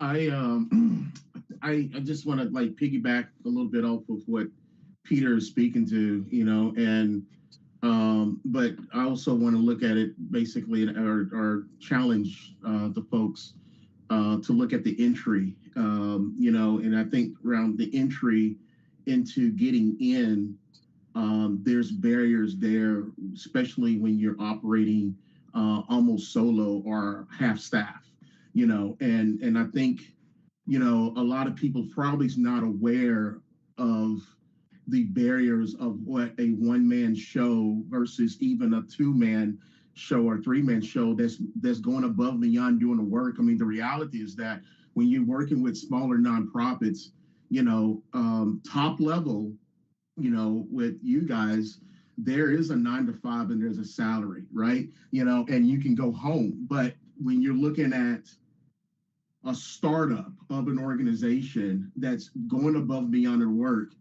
there's hours that's automatic by default that goes uncounted for, and you're up 12 hours around the clock, and that's just because you're passionate and you believe in the work that you're doing, and that comes with the program that you are, that you're following through it and you're making that commitment. There's no one pointing a gun at no one's doing this and everything, but you're doing it. But when it comes to the opportunities of that work that does get noticed, and the door opens a little bit, and that door opens a little bit with that invitation to apply for the grant, and you go through, the barriers starts when the application is accepted and you're in, where it starts becoming a lot of major big hurdles for someone that's small that may not have certain things in place. That becomes major potholes in the process for young or just smaller organizations that's really all about doing, where it's a hands down is that the work is being done. But in order to get in further and get on the other side to get funding, that process comes with a lot of major hurdles, which is very, very hard for smaller organizations to be able to jump through. And probably some of them have to pivot, and they may have to step out and ask for help on so many different levels in order to get that, and I'm just kind of speaking, just loosely here, but, I think I've been doing this work for 12 years, and I run a second nonprofit, which I wouldn't advise no one to do, to run two nonprofits at the same time, you know, but I'm running it, but I have learned a lot, you know, but there is, you know, some unforeseen hurdles that comes into play here, that are hard, you know, for many, you know, young or just smaller organizations. And when we started this meeting, you know, I was listening about how we, you know, talk about bringing community in and bringing that part of that community and part of making the process that we lean into, you know, like disabilities and accessibility and all this, et cetera, et cetera. But I don't even think, and I have to advocate for myself just as a combat vet, you know, disabled combat vet, is that, you know, I deal with PTSD every day, but there's a lot of veterans, and then there's a lot of people that have those mental disabilities that has nothing to do with being a veteran. But when it comes to information overload, that becomes a disability, that becomes triggering for someone to be able to navigate through heavy documents that's actually disabling, you know, for the individual who's running that. And so I've been lucky and blessed that I have to lean into many people around me to help me navigate information, because I can't do it. That's it. Yeah. It paralyzes me, you know. And so I think think about those kind of things, you know. And so if I had everything, then that's it, pretty much. But Thank you for that. Appreciate the honesty in that as well. Jeremy, did you want to answer Becky's question? If you had an audience with all of Oregon, where would you hope to see things go?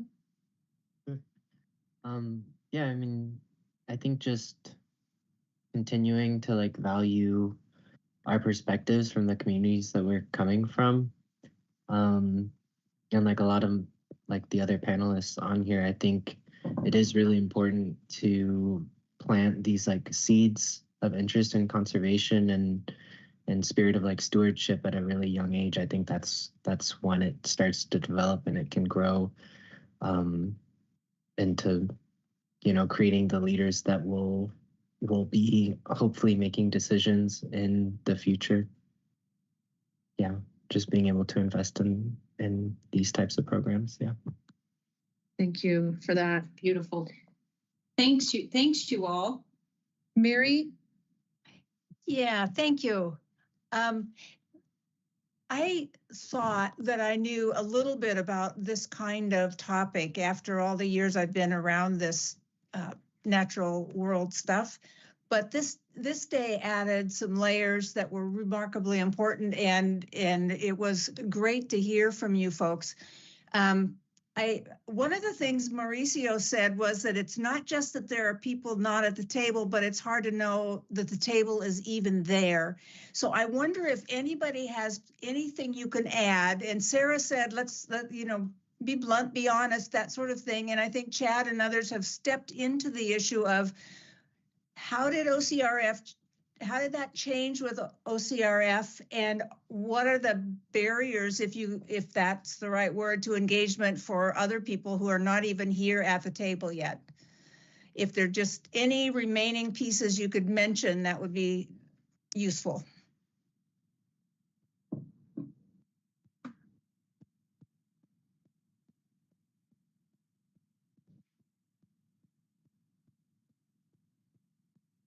Could you repeat the question? Yeah, one of the things that would be, OCRF seems to have removed some of the barriers so that we're serving groups that we were not serving before, that are doing all this work out in the space. And I'm wondering Chad talked about a couple of those barriers. Are there other things that we should know about that are barriers for people being engaged in this program or similar ones? Because there are people who have not been able to get these grants, I think, and it would be, just if there are any thoughts that you have about what are those barriers? I'm wondering for me, if I could. Okay, go ahead, Ben. For me, the biggest barrier, honestly, is the application itself. this last one we got funded for our bird cohort. We're training bird leaders, and I'm very, very excited that we have it. It's going great. The training's going great, but I shed a couple of tears late couple of nights and really tried to decide, do I really want to do this? Because everybody said they would do it even if I didn't have the energy to keep going through that grant application, they would find another way. And I just said, no, I don't want to put people through that. I'll just do it, but I'm one of those one person volunteers, like what Chad was talking about. And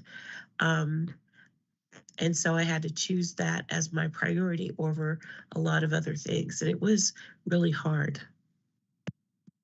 Thank you. Thank you. Wow. Go ahead, Mauricio. Thank you. I have a thought on what you were opening with, Commissioner Wall, which is in terms of equitable practice, there's this very interesting distinction between availability and accessibility. So who gets to apply and know about the OCRF oftentimes needs to be in the know. You don't know what you don't know, and how people find out about it oftentimes also speaks to a smaller group of folks that know where to find it, where to look, is connected to the right newsletter, connected to the right network. And I feel that the only way in which we can continue to make ground in inviting more folks that don't know that the table is there is to continue to build relationships with the Pams and the Chads and the Peters and the Jessicas and the Jeremys of the world, and then have them be the testimony that emanates into other folks in their networks. And I think that is the only way in which we can really start, because their trust and the way that they are making it happen through OCRF is the way that other folks may be able to see, like, okay, I see myself in there. If they did it, then I can do it too. And I think the same is true for any other program. And I feel that we need to, just like human relationships work in the same way that banks do, which is like you cannot make a withdrawal before making a deposit. So I think that we need to continue to make deposits in trusted messages and relationships, and then we may see how the network expands. Thank you. I saw a bunch of heads nodding. If anybody else wants to add anything to what Mauricio just said. Yeah, I mean, I think like definitely the application process is challenging, especially if you're coming more from the recreation lens, because there's a lot of questions that feel like you're trying to answer that you're like, well, I'm not really trying to do this as much in terms of like the specific conservation things. And like, I also totally understand you guys are trying to like match like funding priorities and different things like that. So there's a complicated process that has to happen with that. So just thinking about how you can prioritize and simplify for these definitely us smaller organizations that don't have as much capacity. And I think also really underscoring what I was hearing from Peter about like that more flexible piece of the funding, which is that indirect expense, and being able to have that flexibility to know that like, okay, I'm applying for a $50,000 grant and I'm going to spend a big chunk of time on this application. And it's kind of a pretty competitive process if you look at like how many grants are able to get funded. So like, what's my chance for all this effort? And then how does that actually help me move my work ahead? And those are things that like, when we're faced with limited time, we're making choices about how to apply. And there's a lot of great organizations doing work that, may know about the opportunity, but aren't choosing to because it just feels very complicated to apply to. So I think just thinking about that. And then also like more opportunities like this, right? Because like, I love hearing about the other projects that got funded and hearing about other organizations. I'm getting a chance to learn. I would have also loved to learn more about like what the different roles are within the ODFW team that's here and like how my organization might be able to work with, you know, at a state level, some of these people and teams and learn from this. So just kind of more of that community of practice opportunity. I think also build on what Mauricio's suggesting. Yeah. Jessica, thank you for that.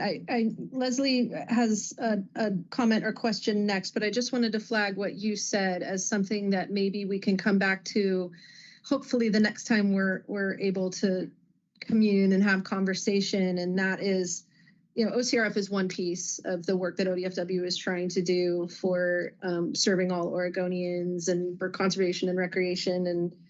And you know, I'd love sometime to hear you all's suggestions about what the work of our, you know, 1,200 ODFW employees could be to serve communities. And so, you know, going beyond OCRF, and would love to chat with you all next time or are offline sometime with that question. It kind of also gets at some of the work we're hoping to do if we're funded. Right. We do have a proposal ourselves. We also have to apply for OCRF if we want to access those funds. And we have a proposal ourselves to do some of that, you know, inquiry with folks like you all. Yeah. And I just want to also just chime in and this, again, I did spoke about the application and just like everybody else is speaking, but, you know, also like, it'll be great to maybe, there's always different ways of how you can do things, you know, right? You can collectively come together, leaders, and be able to chisel down what works and what doesn't work. And I hope the information that everyone receives here, that would be opportunity for folks collectively, the leaders, be able to, you know, really dissect that down. And one of the things that was also stumbling was the contract. The contract was, I feel like I was signing a contract to NASA or something, you know, but it was heavy. It was some major heavy layers. Tell me about it. I know. So it would be great to revisit that, you know, and I'm sure that contract could be watered down a little bit to where it's a little bit much more tailored to, you know, to smaller organizations, you know, and honestly, you got to have that contract in place. But I think that contract could be really revisited, you know, and just looked at and narrow that down, especially hearing from the feedback from folks here, you know, and I think also there was a big stumble on my end because, you know, you think you got it all, you know, together, but there was a big stumble around the insurance requirements, you know, yes. and that was just like literally over the top, you know, and I was like, oh my gosh, so we got insurance and this is what we've been doing, et cetera. But I think that's also an opportunity and a teaching engagement to take a stop and listen to what people are saying, you know, because you got to have insurance in place. I get that, but there's a better way of approaching that, you know, and that can be tailored down to the smaller organizations on where they're at. Because if we're talking about really engagement community, then there's a place where you guys need to come down. We're not government, we're not state. So we need to like try to figure out how we can come down and get on these folks' level to understand where they're at and meet them where they are at, you know.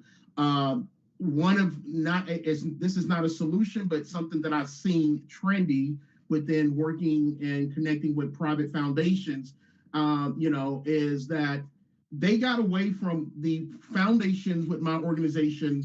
We had, you know, our times of filling out a lot of heavy applications, et cetera, and they did the same thing. So what I'm seeing now is we're having living room conversations, you know. The application process is a minimum, and now it's more like let's set up a time for Zoom and let's have a conversation around what took place, what was done, executed, et cetera, and that's with 3 big private foundations that we are affiliated with. So now they're actually reporting, and part of their application process is not actually filling out heavy documents. is actually having a conversation and talking about it. But that also opens up the opportunity of learning about the organization on a deeper level as well. Part of that trend that I've seen is the opportunity of creating videos, you know, in your own community, et cetera. And it gives you a little script. Basically, you'll follow the script, and their scripts are like bullet points you hit, and you do the videos from your phone. And you can do it, and you can speak about everything and then send that video in, which is much easier because definitely you get much more dialogue, a lot more feedback, a lot more information about the work people are doing instead of just writing. Not everybody is the perfect writer, et cetera, you know, but, you know, when you can involve, and again, meeting them on their level, right?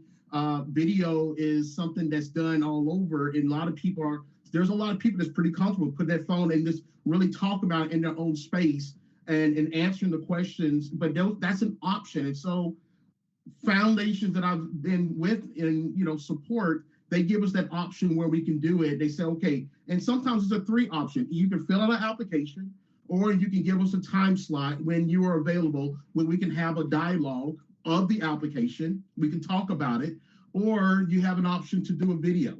You know, and you know, and so it's appealing to people's strengths and weaknesses and even where they're at, but it's allowing them to find their strength within those 3 portals, and they could be able to really come full and be able to deliver what they want to deliver, et cetera. But it's just different ways of eliminating, you know, the barriers, et cetera, you know, but yeah. Yeah. I love all that, Chad, and like you guys can't tell, but I've just got like pages of notes. So furiously scribbling away here. Really appreciate it. I'm so sorry. We are here at our time boundary, and Leslie's been very patient, and I wanted to make sure we had the opportunity to hear from Leslie. Please. Yeah, thank you. And Mauricio and I can talk more offline. We have talked before. Offline, we say a lot of the same things. But the thing that I hear over and over and over is the process. And it's something that I say over and over and over is our process, meaning, you know, many of you are repeat grantees. Over 40% of OCRF is repeat. And maybe we streamline that by starting to get a project where we have a multi-year grant. Maybe that solves a whole ton of these problems. Like, I mean, we just need to, I think, really, like, we have such limited funds. You know, we think we're getting another $1.5 million, where something like PFA has, you know, 10 times that. So, I mean, we've got to start to think about how we use these things more effectively, how we streamline it, and also who's not at the table because they don't know the table exists. Like, that to me is the biggest frustration with all of this, is the whole people don't know what they don't know. Not that, you know, we get the same groups coming back at us all the time because they know. But what about all those ones that don't? And I think a huge aspect of that, the Green Lens guy touched on it a little bit. Sorry, I don't remember your name, but it's something that I talk about all the time: language. Besides English, and then there's Spanish. But then the other 5 most common languages of Portland are Chinese, Vietnamese, Korean, Russian. Where are those? Because we're not going to get any applications from those groups when they can't even read it. So, like, we've got to think about that outreach in a whole different way, in a whole different level, if we're ever going to broaden who comes to us. Because they can't come to us because they can't even read it. So, like, that is something that, again, Mauricio and I can talk about this probably for hours on a different side conversation, but I really think we've got to find a way to break the wheel of some of the difficulties and some of the admin of this, and that also allows us to broaden who can come at us with this. Because, you know, like, if you take someone, this is their second or their third language, and we give it an application like what we give all of you guys, forget it. So, you know, they're not going to do well. They're not going to score highly. They're never going to get, you know, what is our percentage? Like 1 in 3. I mean, you know, we get like 80 something applicants and only 24 get a grant, you know, something like that. So I really think we've got to, you know, OCRF is old enough now. I know we've got strategic planning. I know I've seen all of it. but I want more, I guess, actionable stuff. Like, how do we measure this? How do we look at it? How do we see that it's happening? Like, what are we doing? I'm a what are we doing person. So that's kind of where I'm at in all of this, because I keep hearing the same thing over and over. So I'd like to kind of, break some of these wheels. And I see some hands up. So I do too. And it is 5 o'clock. So I just want to honor everyone's time. If you do feel like you need to jump off, please feel free to do so. But I want to also make sure if your hand's up, you really wanted to say something. And Mark Stern, I know you had your hand up too. So maybe what we'll do is I'll offer just 1 minute to each of you, Jeremy, Chad, and then Mark. And then maybe we'll just know that there's so much, obviously there's so much more we can continue talking about together, and we look forward to that continued engagement. So, Jeremy. Yeah, I mean, I just want to touch on one thing that Mauricio said, like the trust building aspect of working with communities. I don't think it's something that can be created in a day. It's like repeated showing up and being able to go to places where like spaces that community is already existing in, and making sure that they recognize and understand what ODFW does. Not just in the book, like you see them when the game warden is coming out to check your fishing license. I think that's where most people would recognize ODFW. And secondly, I think making sure that you, as an organization, are making sure your employees have the cultural competency to go into these communities. I don't know if that's like who you're hiring or the trainings that you're doing, but like at least for the communities that we work with at Apano, it does take like a degree of understanding to come into the community. So I think that's just something to note. Yeah. Really good stuff. Thank you, Jeremy. Chad. Yeah, just really quick. I just wanted, because even me and Renee was talking about, we had an experience, and she just wanted to bring that up to the forefront about the discovery document that was in the process. And basically, like, the whole discovery form, it got to a point where no one didn't know what that was all about, and so no one, on you guys' end, don't know how that document and how that's supposed to be. It's kind of hard to expect how we supposed to know and what that was all about. And that was really very stumbling to try to navigate that. And so again, that's another piece, I think, of top level leadership that can come together and really define that a little bit much more for better for folks, for us, or even for the future, basically. But yeah. Yeah, noted. Thank you. And then Mark Stern, you did have your hand up, and I don't know if you lowered it. Yeah, I was trying to be respectful of the time, but I guess I just wanted to share. I'm really grateful for the open and insightful conversations that we had today, and to thank all the partners for being there. And it gave us a lot to it brought all of your projects to life, because I read many of the project proposals, but actually hearing you talk about them and your feeling and your commitment for them was just a very heartening and strengthening presentation by all of you. And I would also say that I know myself and some of the other committee members, if there's an opportunity to join you in the field with any of your groups of people, or for a planning session or for coffee, I think, we're all available and interested, and would love to spend more time connected with people. So thank you for that opportunity, and feel free to reach out. That's a great way to end, I think. Just at least ending this conversation on this afternoon, but hopefully continuing to engage you all in more conversation. I personally really experienced the real talk about the grant program. That's in my division, and like I said, I was taking lots of notes, and so, but also your insights about the work more broadly that ODFW is trying to do. I just look forward to continuing to get to know you all. I think we all look forward to continuing the conversation with you. Thank you so much for giving so much of your time to us this afternoon. Your time is really valuable and that doesn't go unnoticed, and we really do greatly appreciate it. So any last words there, but just thank you so much. Thank you all. Yay. Thank you. Thank you. Thank you, very much. everyone. Please be safe with this weather, and we'll connect again soon.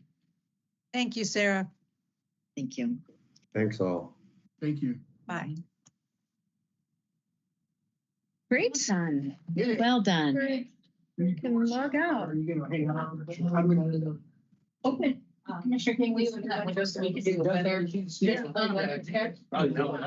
So Sarah, That covers the whole thing. Oh, okay. Okay, sorry.